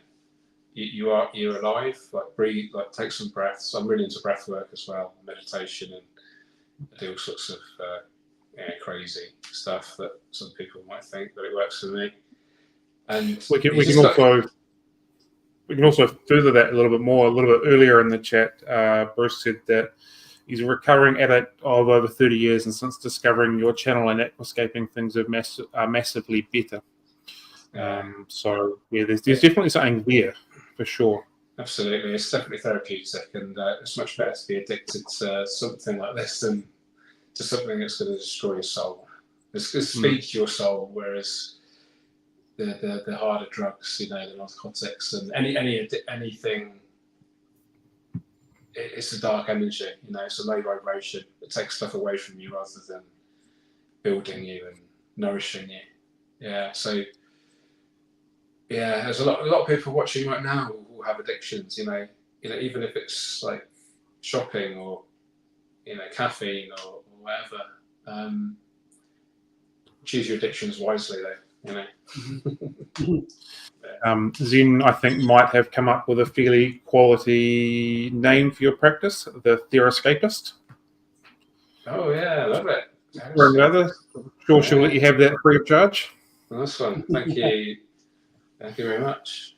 Yeah. So, if you were to set up a therapy room, would you allow your dogs to meet your clients, or would you have to keep them separate because they're too cute? That's a really good question. I think it would be. I think it would be down to the individual. I'd happily let my dogs see anyone, but yeah, some people aren't dog fans, are they? Yeah, that's true. Yeah. It's miniature schnauzers, aren't they? Yeah. Do you know what, mate? Don't let the kids hear this, but I love them more than the kids. That's acceptable. They're just so honest, right? I think dogs, they just know. They are the epitome of living in the moment, and we can learn so much from dogs. And they've got their own little personalities. Tommy is stupid, like intellectually. If you throw a ball, he'll run the other way. To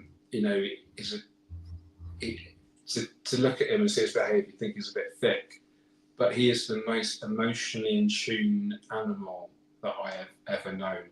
If I'm feeling in a good mood and I'm happy and everything in a good space, and Emma's in a similar space, Tommy will be buzzing and he'll be running around and wanting to play.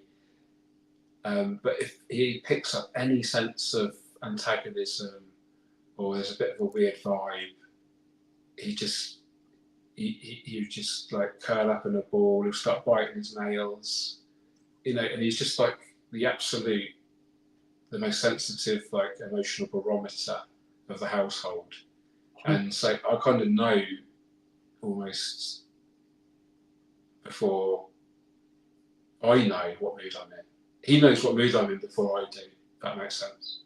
It's honestly, it's really. Betty, on the other hand, and she's a little firecracker, and she is very intelligent, very good at problem solving, and just really, really cute, and but they're both. Dogs are funny, though, because you sign up knowing that they're probably going to go before you do, so you kind of sign up for that, and you know that they're going to last. And so that makes the time with them even more precious, and you never want to waste it. And my dad had his challenges, but he was an animal lover, and I believe he was an animal lover because he didn't trust humans, because he had a crap childhood as well. And I think I got that from him. I love all animals. I have this weird thing of animals come to me. I've had birds, like wild birds, land on my shoulder. Cats that normally hate humans, like at friends' houses, they'll just come in like on my lap and purr. So I just it's got this weird vibe with animals. And I think because they haven't got an ego, because they haven't got like a level of consciousness that enables them to plan so much or think about things. They just live in the moment. And I think there's so much we can learn from that. Yeah. Absolutely. There was a question here that I've lost it now. It was tied to the dogs, but I can't find it anymore. So okay. I think that's a sign, just maybe to move on to something a little bit different. I want to talk about your sponsorships. Okay. Yeah. Now, obviously, when we first met, I was doing a bit of sponsor work, but when you started doing your sponsorship work, you were like a rocket ship. And obviously now we know that that's partial because you had the hyper focus, and you were determined. You had the determination, something that most people don't have. Was there any, obviously, knowing how the sponsorship game works, you can get easily drawn into accepting sponsorships of everybody. And a lot of them can contradict with each other if you're not careful. So, you have to be careful. Without going down the name game, can you look back and see if you made the right decision or wrong decision with certain sponsorships? And have you learned from that? Or is it still a process where you just got where you are now and you're comfortable with that? I was always learning, mate. Yeah, always learning. I was very lucky with Tropica, the aquarium plant company, and I've been working with them since 2006. Effectively, in one way or another, they've looked after me, and I think I've looked after them as well. So that's been a mutually beneficial arrangement, a long-term thing. I even had 3 or 4 members of staff at my wedding. We're that kind of close. And then the Awase, of course, they supply all my aquariums. That's been running for a good few years. But there have been challenges with other brands, and a lot of it's down to personalities. If you don't vibe with the leadership team or the management team, their motivations might be different from yours. So you're not quite aligned on the overall mission thing. Then obviously it's not going to work in the long term. And just from a kind of practical perspective, you just have to be mindful of just basic things like making sure if you're working with more than one sponsor that there's no conflict of interest in terms of like promoting products. So it's a bit weird that Awase do like a soil and a fertilizer, and so the Tropica. So I get around that by having one tank set up with one brand and another set up with the other, and they both work exactly the same. So there's no winner or loser. They both work, and people can choose what they can afford or what they have access to. So, but yeah, if you hobbyists, it's nice to get stuff for free, and but sometimes is it worth selling yourself or your kind of your independence for a free product, so just be mindful of that.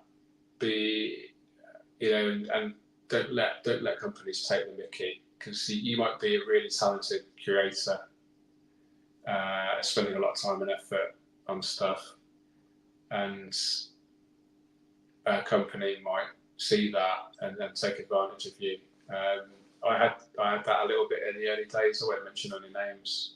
But when I think about what I was contracted to do and the kind of financial compensation for that, and the exclusivity of not being able to work with anyone else, it was just nonsensical. And actually, going back to the ADHD thing, I think they took advantage of me, and I feel quite angry. And there's been a few times and this is like stepping out of the conscious, like mindful George. This is like the pained body, wounded George is like wanting to write a strongly worded email to the CEO and give him a piece of my mind, because now I'm completely aware of how they work. But I let it go. They do them, and I do me, and we're probably never going to meet again, and that's okay. I wish them well. So obviously you're working exclusively now with Tropica and Awase. What is it you like about them specifically? I think the products work, and they've got great reputation, and they've been in the industry a long time. So and every time I've only been sponsored by a company where I've used their products before that. So I would buy their products anyway. Yeah. You know what I mean? So you use the products then. Yeah. So it's not like, you know, some brand new companies come along and said, you know, we'll pay you X amount a month, put our name on your channel and use our products. I wouldn't do that. I'd say, well, give me one of your products to try. I won't talk about it. I'll try it for a year. If it's any good, then we'll talk. I'm not signing up for anything until that point. So you've got to be authentic, right? You've got to be, especially in the public, you know, in the public space, if you like. You know, I'm a public-facing aquascaper. A lot of eyes are on me, so I don't do it because of that. I do it because it's the right thing to do. But you have to live in line with your truest sense of self, and don't be attracted to the shiny, which is hard to do with ADHD. But yeah, it's a bit of a ramble there. But yeah, basically, Tropical Noir is very well respected in the industry. I've used their products before. I was sponsored by them. I bought my first ever Biomaster. So impressed with it, and it was at the time my YouTube channel was taken off. And I said, "Do you want to sponsor my channel?" And they did. So literally, I just had the Biomaster. I wasn't even promoting anything else. I said, I'm not going to promote your whole brand because I don't know it, but I will promote your filter. Yeah. So that's how that worked. But then I did, and they said, oh, can we give you an aquarium to try out? It's like, yeah, I'll have your biggest one, thanks. So this is like 5 years ago, and as you can see, it's spotless, amazing. What an amazing bit of kit. Yeah. And the fact that you're still using it 5 years later. Yeah, it's scratches on it because I'm too clumsy, but that's my fault. But in terms of everything else, it's flawless. Absolutely, it's expensive though. You know, whilst they are an expensive brand, and they're not everyone can afford it, unfortunately. But it's something to aspire to. Maybe it's a goal. You know, it's something people can save up for. There's nothing wrong with saving. You know, too much instant gratification these days. People just want it here and now. Go on Temu or Amazon and, you know, you can get a cheap filter or a cheap heater. Yeah. But, you know, buy cheap, buy twice sometimes. So be careful. It's the Biomaster Thermo 350 that I've got on my... Actually, I've got an aquascaper 600. Oh, nice. Yeah. That's another thing. We didn't... I forgot about that. We never scheduled any questions about... You had your own range of aquariums at one point as well. I did, yeah. Evolution Aqua. Yeah. That's a funny story. So, my friend, he was editor of PFK, Jeremy Gay. Yep. He left PFK and went to Evolution Aqua as a business development manager. And he invited me, I was in the area, and he invited me over, and we got talking. And then the next thing I know, I was helping them develop an aquascaping range. I was marketing myself as the aquascaper at the time. I think my Instagram handle was the aquascaper.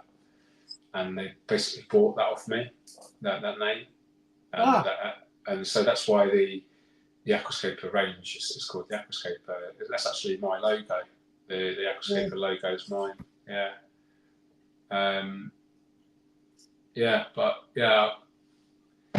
was an interesting process to go through with that. But the contract, you know, that lasted a couple of years. Contract came up. I decided it wasn't the best fit. So that's when I just went full on YouTube, really, and then got a relationship with Awase. But always had a good relationship with Tropica. You know, since I first started writing for Practical Fish Keeping magazine, you know, back in 2006. Another plug, if it's okay. People can come to Tropica in October next month if they want to in Denmark. There's it's an open house. If you can get yourself there and get your accommodation in Denmark, then anyone can come to Tropica. So check out their Facebook and socials, and you'll see how to apply. Yeah, that'd be an experience. You coming, John? It depends. What about you, Cam? It's only a little trip, only like a 20-hour flight or something. I think Cam's frozen again. No, I'd love to get in those greenhouses. I love it, mate. Never get tired of putting my head on the moss. Yeah. Did you see the video I did with George? Hold up. Yeah, cool. Yep. I just video videos I watch. I've watched them multiple times and I enjoy them. Are you there? Can you hear me, John? I really do. Yeah. Is everyone else hearing us, or are we just chatting amongst ourselves? Yeah, I think Cam's just going to reset his connection again. Okay. Is it still broadcasting to the public though? Yeah. Okay, that's cool. Yeah, we're good. We're still live. I don't know how these things work. Yeah, no. It's as long as there's one person still up here, it's still live. Oh, that's cool. And they're confirming in the chat as well that they can still hear. So I spent a fortune on my internet. I've got the fanciest fibre optics, so it should be okay my end. Yeah, I think I've got 1,000 gig as well. So. Oh wow, that's good. Yeah. Was it Livingstone you are? Where is it in Scotland? Livingstone, yeah. Yeah. Good memory. Yeah, well, I do remember things I'm interested in. Yeah, that's a good thing about it. I couldn't tell you if I turn the TV off or a light bulb off in the toilet, but yeah, I can remember things from 10 years ago. Your workshop was one of the most stressful events of my life. Honestly, it was an enjoyable experience, but see the planning, the ticket, just because I was doing it all myself. It was the first thing like that I'd ever done. It was the first time I'd ever tried to do anything involving somebody that everybody knew. So it was a case of, if you build it, they will come. Yeah, it's a good learning experience for you, isn't it? Yeah, it was. It was good. Yeah, it's good fun. Yeah. Well, right, Cam. You're back. Was he frozen again? Oh. Well, we'll just get on with some questions anyway. We may as well. Okay, mate. Right. So right. Let's talk about Ty's book. The long-awaited Ty's book. Oh yeah, it's been probably over a year over now, hasn't it? Over a year, I think. Yeah, it's. I have to say, the longer you wait for it, the better it'll be. It's a monster book. I think he wrote nearly 500,000 words, and it can't be anything more than sort of 80,000. So he basically needs to reduce it by 5-fold or whatever, which obviously takes a lot of editing. I still have some photos to edit as well for it. We missed a load of in Greek. Basically, there's 60 step-by-step aquascapes in there, representing all the major continents, and he tells stories about each habitat and some historical stories, and he's got interviews with people who live in that country, and it compared to my book, it's same publisher, Skyhorse Publishing, but compared to my book, it is so much more complicated, and there's so many more moving parts because there's so many contributors. Right. There's so many more photos. It's going to be a much bigger book than mine, or at least it should be, because it needs to be, I would say. So I just say we apologise for the delay, but it will be worth the wait. And I'm a great believer in delayed gratification. Yeah. Yeah. So if you've paid your money, it's safe. You will get the book. It's just going to take a little bit longer than anticipated. So yeah, that's the story there.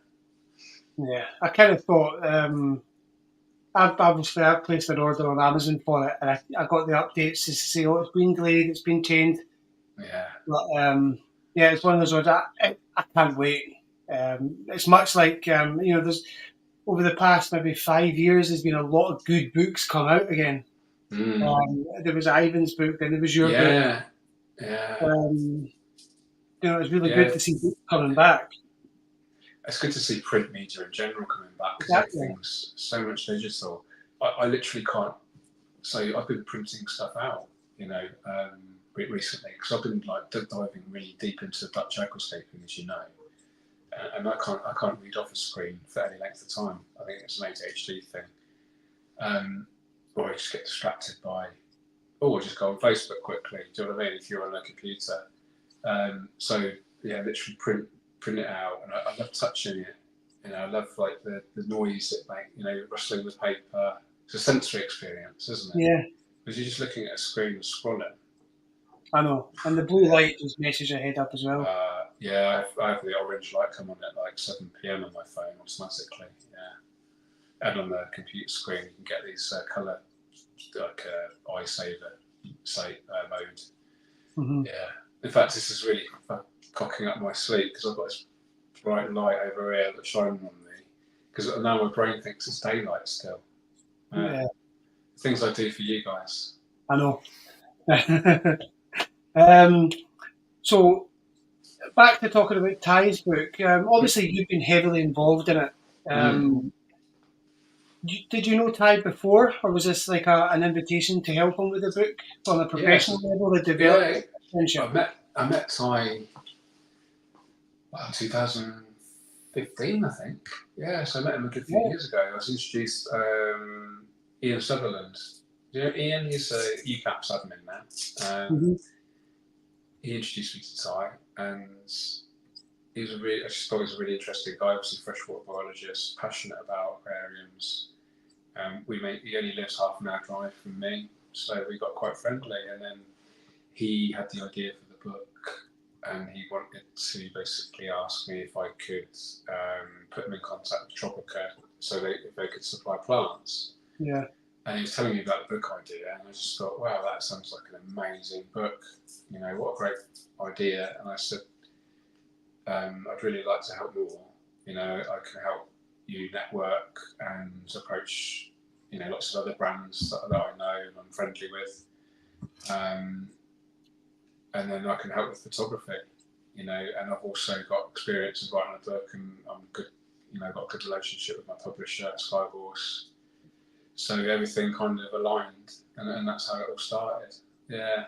Okay. So, yeah, bless him, he's worked so hard on it. Like I say, 60 step-by-step aquascapes. Every scape, you know, done literally step-by-step, and then a final photo of it grown in. I've literally edited about 2,000 photos for it. You know, these are like raw digital SLR, high-quality photos, all edited. You know, all the air bubbles taken out, all the imperfections, everything. But yeah, but the hyper focus. So I love editing. I love editing like videos or photos because I get in that zone and I just lose track of time. Sometimes, I don't know, I'm going to overshare a bit here, but sometimes I get in the zone so much and I lose track of time. I forget that I need the toilet. And suddenly I'm desperate and I just have to run to the toilet. I don't know if you guys ever get like that. Was that just me? Do you ever get in the zone so much? No, it's just me. Yeah. So that's the ADHD thing. You just get in the zone and you completely lose track of everything around you. It's just you and that thing. So I could spend like 5 hours like editing photo after photo after photo, not forget to eat, forget to drink, forget to go to the toilet. Crazy. So do you think if working alongside Ty on his book, and obviously biotope focused, but with the aquascaping influence on that, do you think it's changed how you approach your aquascaping? Yeah, I do. Yeah, you've always been known for natural aquascapes, but not biotope. So is this bringing you into another element altogether?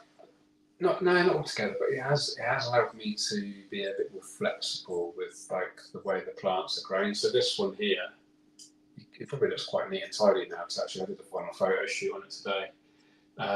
But I've actually let this go really chaotic, and I've actually quite enjoyed it. And then I really like that before and after. So you let it go really wild, and then you cut it right back, and then there's quite a nice period of it growing in again. Whereas my old method would be just keep maintaining it, you know, little bit by little bit, and keep it relatively constant look. Where Ty's kind of taught me how to lean into the chaotic side a little bit more. but this is like the antithesis of Dutch, going back to the Dutch thing. Biotope wise, I do appreciate biotopes, and something that I have kind of been inspired and learnt from Ty is how humans have destroyed or destroying so many natural habitats, and how actually the book can help tell some stories around that and actually educate people for the better. So a really good example in my mind is palm oil. I don't know if you've heard of palm oil.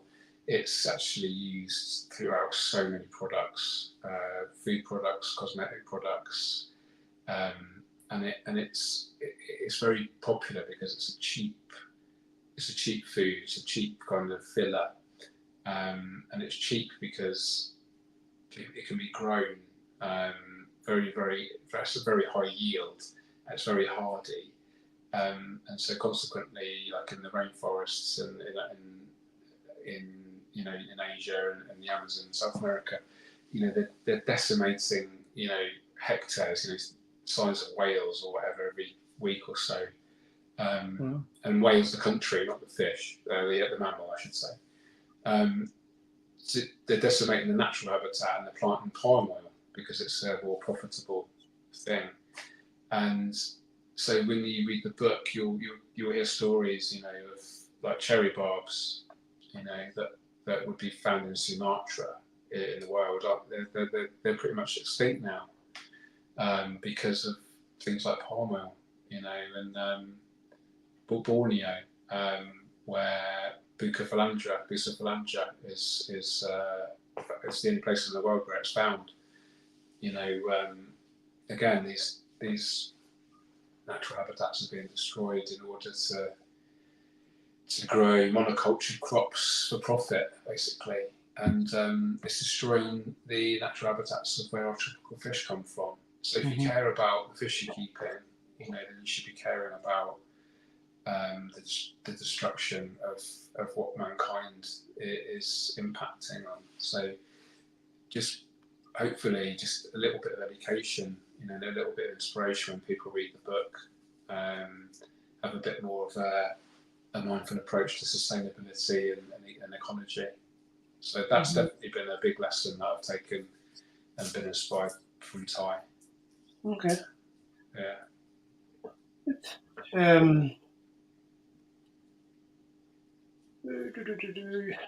So you mentioned as well that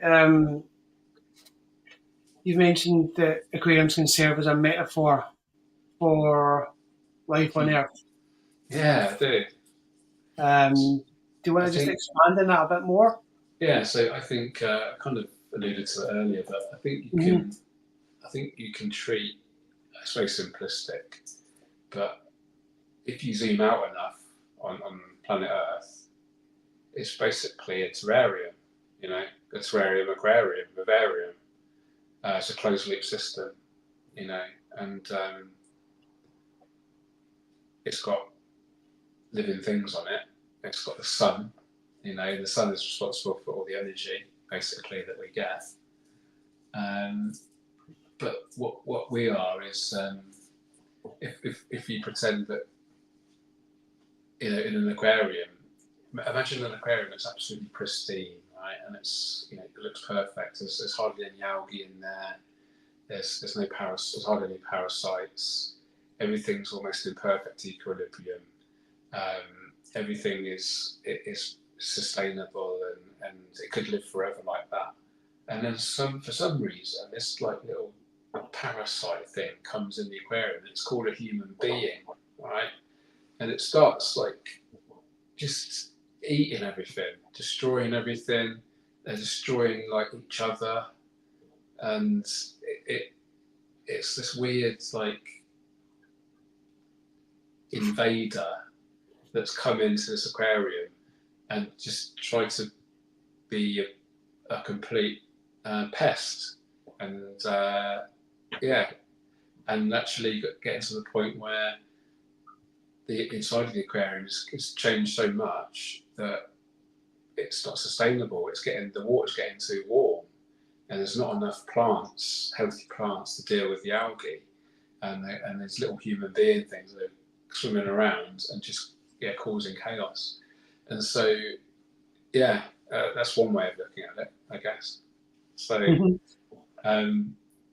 you could just it's a living ecosystem, isn't it? And that's all the planet is. And I think it's just why school teaching these sort of things to school kids, because they're the future, right? They're the 6-year-olds of today in sort of 20, 30 years, they're going to be the politicians that are making the policies about fossil fuels and deforestation and water pollution and everything else, So we have to get it at the grassroots, literally, and teach these kids the impacts of what humans are doing right now, not just to the planet and to nature, but to each other. It's so much. I mean, there's a school shooting in the USA, first day back at school, mass shooting. What the fuck? I know. It's like, that ties back to having aquariums in schools. Yeah, exactly. I could guarantee if the kid that was shooting the other kids had a decent sort of upbringing with loving parents and a decent hobby that taught him right from wrong and responsibility and caring for something, guarantee he wouldn't feel the need to shoot his schoolmates. Definitely not. So I know it's not going to solve world peace and all that, but it'll go a little bit, even a tiny little bit, even if it helps one person, And I've literally saved people's lives with this. I've had emails from people, telling me I've pulled them out of a really dark hole with this hobby, and for me, that's the ultimate privilege to be able to do that with something I'm so passionate about. Yeah, amazing. I think I'm stable enough now to be asking questions again. I may be. Yeah. Can we hear me? We're good? Yeah, you look good as well, yeah. Cool. Well, that's nice. How do you manage the pressures of being in the public eye and a figure in the aquascaping community?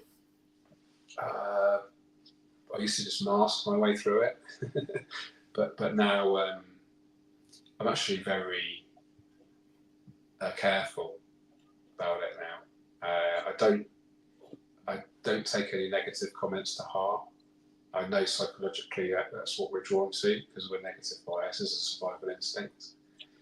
So I read the positive comments and I really love reading them, and I reply. I'm doing better these days actually. I'm making more of an effort to reply to people's comments.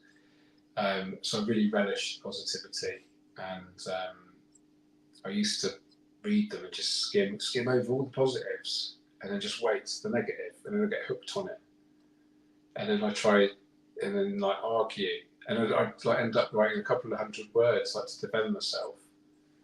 And then I'd be like, that knobhead has just taken away 20 minutes of my free time and my headspace as well. So now I'm just like, well, they're probably just a hurt child that's not healed from their something, and I've triggered them. So I'm sorry for that, but that's not my problem. Cheerio, hide user or just ignore them or whatever. So there's that kind of detail thing. I actually closed my Instagram, deleted my Instagram account because I started going back to the egoic kind of side of showing off or seeking validation. I realised that the only person the person you should be seeking validation from is yourself, and it comes from inside, and it should never come from randoms off the internet. So I found myself using Instagram as wasn't living through my own lens. I was living through the lens of Instagram. So every time I was doing tank maintenance or taking a dog for a walk or saw something cool to do with nature, or I just thought, oh, that would be a good Instagram post, rather than I just enjoy that and live in the moment for myself. I'd be like, well, how can I show this off to the world? So I realised I was creating a persona through a platform and then I'd end up having to try and live up to that expectation of what I was putting out there. Do you know what I mean? And it just became a bit of a trap. So I just thought, fuck that, delete. Yeah. So that was weird, but good, and actually no regrets at all for deleting Instagram. How many followers did you have at the time when you deleted it? Because you had quite a big account. I think about 200. I want to say 200,000 or so. Yeah. Definitely over 100,000. Yeah. And I remember being really cross because I couldn't get the blue verification tick, and I refused to pay for it. And so that, I mean, who cares if you got a verification tick? I'm verified, thanks. I'm a human. I know I'm George Farmer. I don't give a shit if people don't think I'm George Farmer. Who cares? So I think it's been a bit of a journey, the public-facing thing. It used to massively feed my egos to get externally validated, but I realised that was coming from a place of not loving. It sounds really cheesy, but not being able to love myself or accept myself. I was seeking it from outside because I was empty, but now I'm full, and I'm full of my own being because I've done the work. I've done, like I say, thousands of hours of meditation, practice, therapy, journaling, brilliant wife, as I've discussed, brilliant dogs, beautiful family, everyone's healthy and happy, and I'm very, very, very lucky.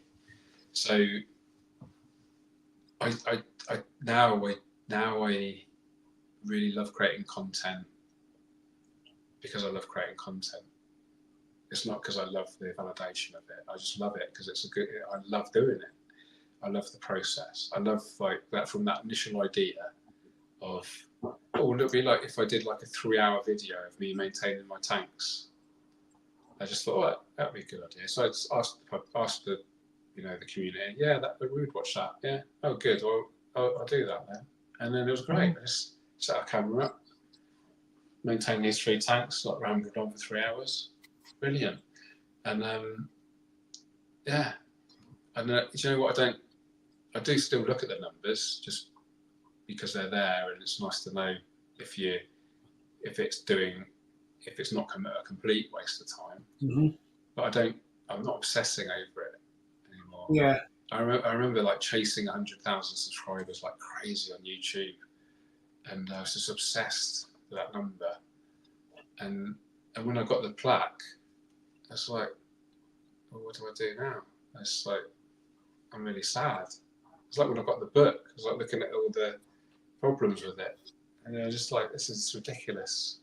Just do it for the sake of doing it, and if you do it with authenticity and passion, people will like it or not like it. And actually, you need to be comfortable with people not liking what you do. There's no great work out there that people don't hate. If you're a great artist, some people will hate them. That's just nature of the beast. There's a really famous phrase: try to be liked by everyone, and you'll be loved by no one. Yeah. Do you know what I mean? So there's a little bit of that. Yeah. I think it sounds important when you're putting yourself out there. Yeah, there is. There's. I don't mind talking about this. There was a bully. I got a bit bullied on Instagram. That's one of the reasons I quit as well. I think he's a real troubled guy who desperately needs some love. And he actually wrote me an email. I won't mention his name, obviously, or she. They wrote me an email a few years ago, and they basically said, I've inspired them to do aquascaping. It's been really helpful for them. They just want to reach out and say how it's really helped their mental health and how grateful they are. And they just really appreciated me, and I thought that's really lovely. I really appreciate that. I emailed them back, and then they actually did quite well. They're actually pretty good at scaping, and they had quite a big account on Instagram.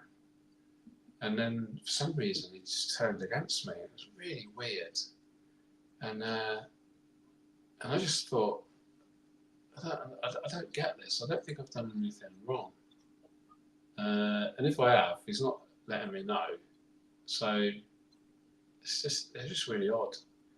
And I got probably a bit of PTSD from boarding school. I didn't get bullied at boarding school, but it was just like, I don't know if you guys have been to boarding school. Not a nice place. There's nowhere to escape from, basically. So yeah, I got like a bit of that vibe, and I was just like, I don't need this. So that was another reason to give it up.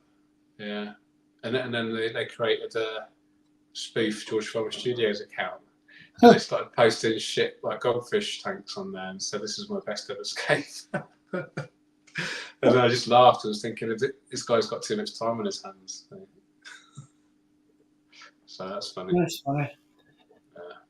Do you feel that YouTube and social media in general changed the aquascaping hobby from when you first started? Yeah, absolutely. Yeah, I think it's some positives and negatives. I think if you want to put it in those terms, I think the positives are you can get inspired really quickly and easily. There's so much great information out there to learn from. People are willing to share their information for free.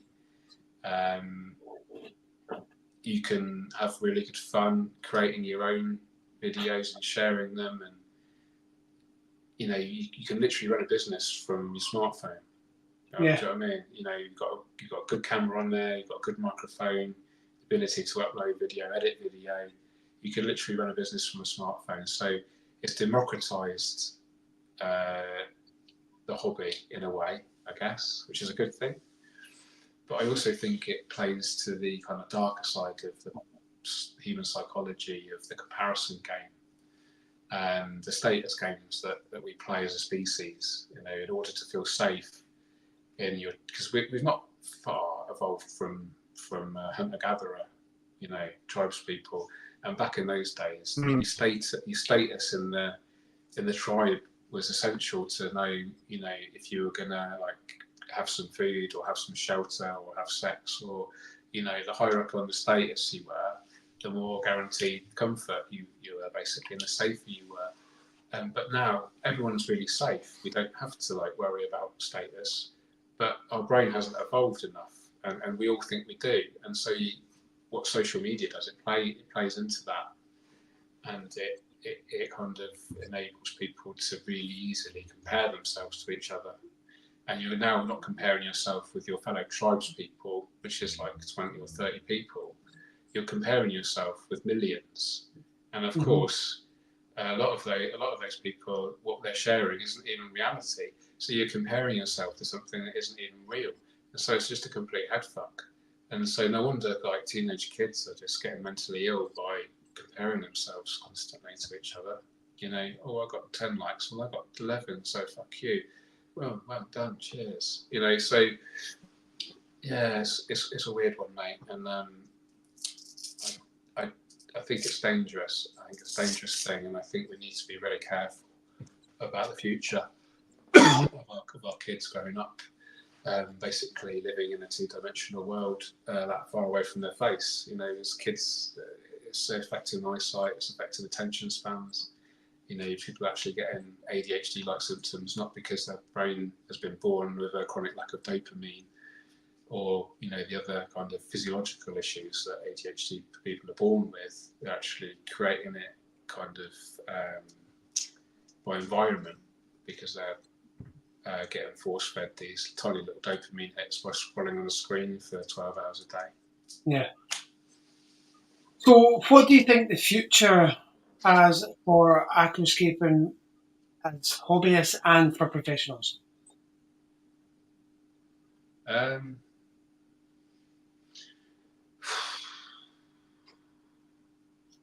Too tired to answer that question, John. Too deep. Ask the question again. It's multifaceted, wasn't it? Say it again. Yeah, I suppose. Basically, what I was wanting to know is, what's your opinion on the future, or what do you think the future has in store for hobbyists and professionals like yourself? Well, I'd like to see more plants and tanks, and I think that can. I'd like to see more natural style, less plastic, and more kind of fundamental education around the system of an aquarium, rather than just focusing on like chemicals and quick fixes for stuff. Trying to get people to be more patient and focus on the long game. That's the kind of general concept what I'd like to see in the future. I don't know if that is going to happen. I think as technology advances, things are going to be made easier. Things could be more automated, more controllable. Whether that's necessarily always a good thing, I'm not sure. I still use mechanical timers. I don't know about you. I was doing some tidying up. I've got 2 smart plug Alexa plugs that have been in their wrapper since I bought them like 10 years ago. Because I just like old school stuff, Yeah, the work, don't they? Yeah, I mean, I do. The LED lighting market is interesting. That's been a big advance, I think, and I think that's going to probably keep evolving. Although I think it's kind of reached a plateau. I'm not sure how much it can evolve in terms of controllability and power and stuff. But yeah, I mean, professionally, for me personally, like the education sector, I think I'd really like to explore that more, and incorporating kind of wellness practices, making people better, feel better, and the correspondence of using it as a deeper lesson about nature in general and how kind of fragile it is. And maybe we should start thinking about that on a bigger scale with our local nature reserves, and even bigger. Like, are you going to use fossil fuels for the rest of your life, or are you going to start, going electric vehicle or solar panels and renewable energy, rather than we're resorting to petrol or diesel all the time. Things like that. These things. There's quite a lot of crossover, I think, with aquariums and the bigger picture. So I'm massively rambling. So what about you? What do you think about that? You answered that question for me, John. Well, what I think is going to happen is there's going to be more plants, but I can see potentially some hybridization of plants being introduced, because most of the accessible plants are available now. So naturally, for that choice of variety, people are going to start hybridizing plants potentially. Not necessarily a good thing, but I just think I've got a feeling that's something that might happen. From a hobby's perspective, I can see it growing. It's still a hobby that's growing, and for every person that drops out of the hobby, there's 2 more people coming in. So it's not going anywhere. I think there is a future in the hobby, 100%. More people are going to make careers out of it. But yeah, time will tell, I suppose. If you look back over your career and hobby as an aquascaper, what would you say has been one of the most rewarding parts of your journey so far?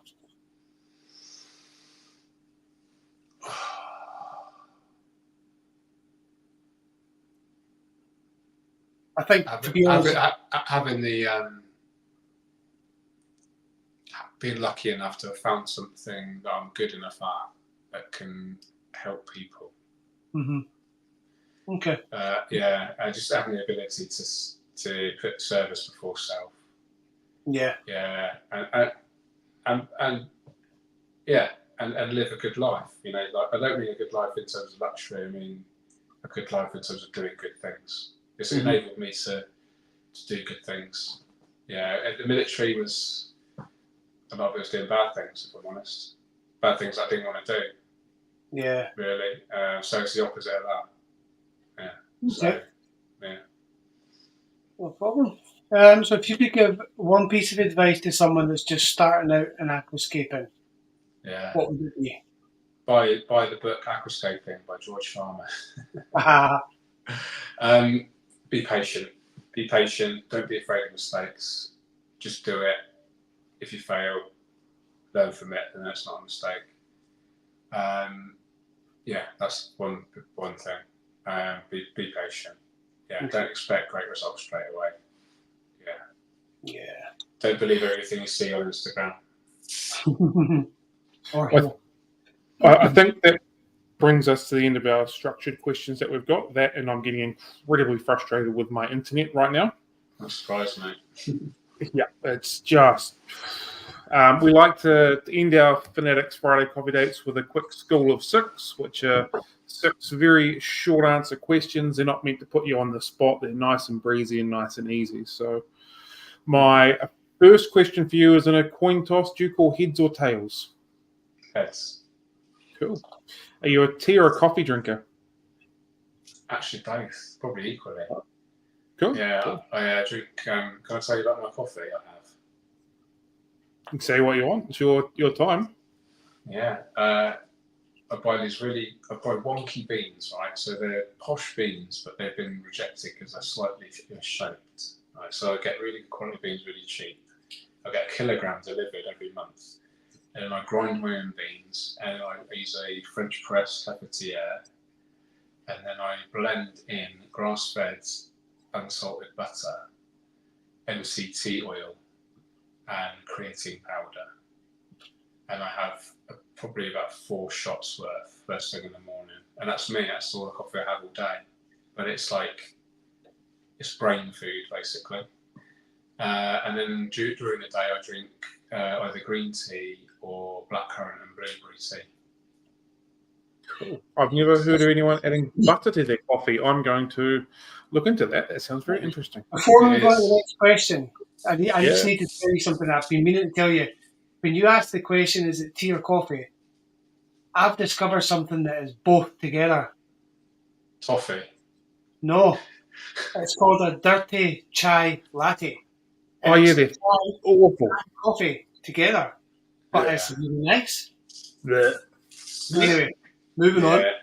You can keep them. I've tried them, and are we alone in the universe? Oh, fucking, that's a good one, isn't it? No, I'd say no. Cool. All right. Yeah, I'd like to think not. I'd like to think. Part of me reckons, you're talking about the metaphor of humans in the aquarium. Maybe we're aliens, and we've come to destroy the planet because we're bastards. Yes, possibly. Yeah. Makes sense. It's the only thing that makes sense. Why aren't we looking after it better? Ridiculous. Anyway, sorry, next question. If you could have a meal with anybody, alive or dead, fictional or real, from any point in time, who would that be? Oh, that's a really good one.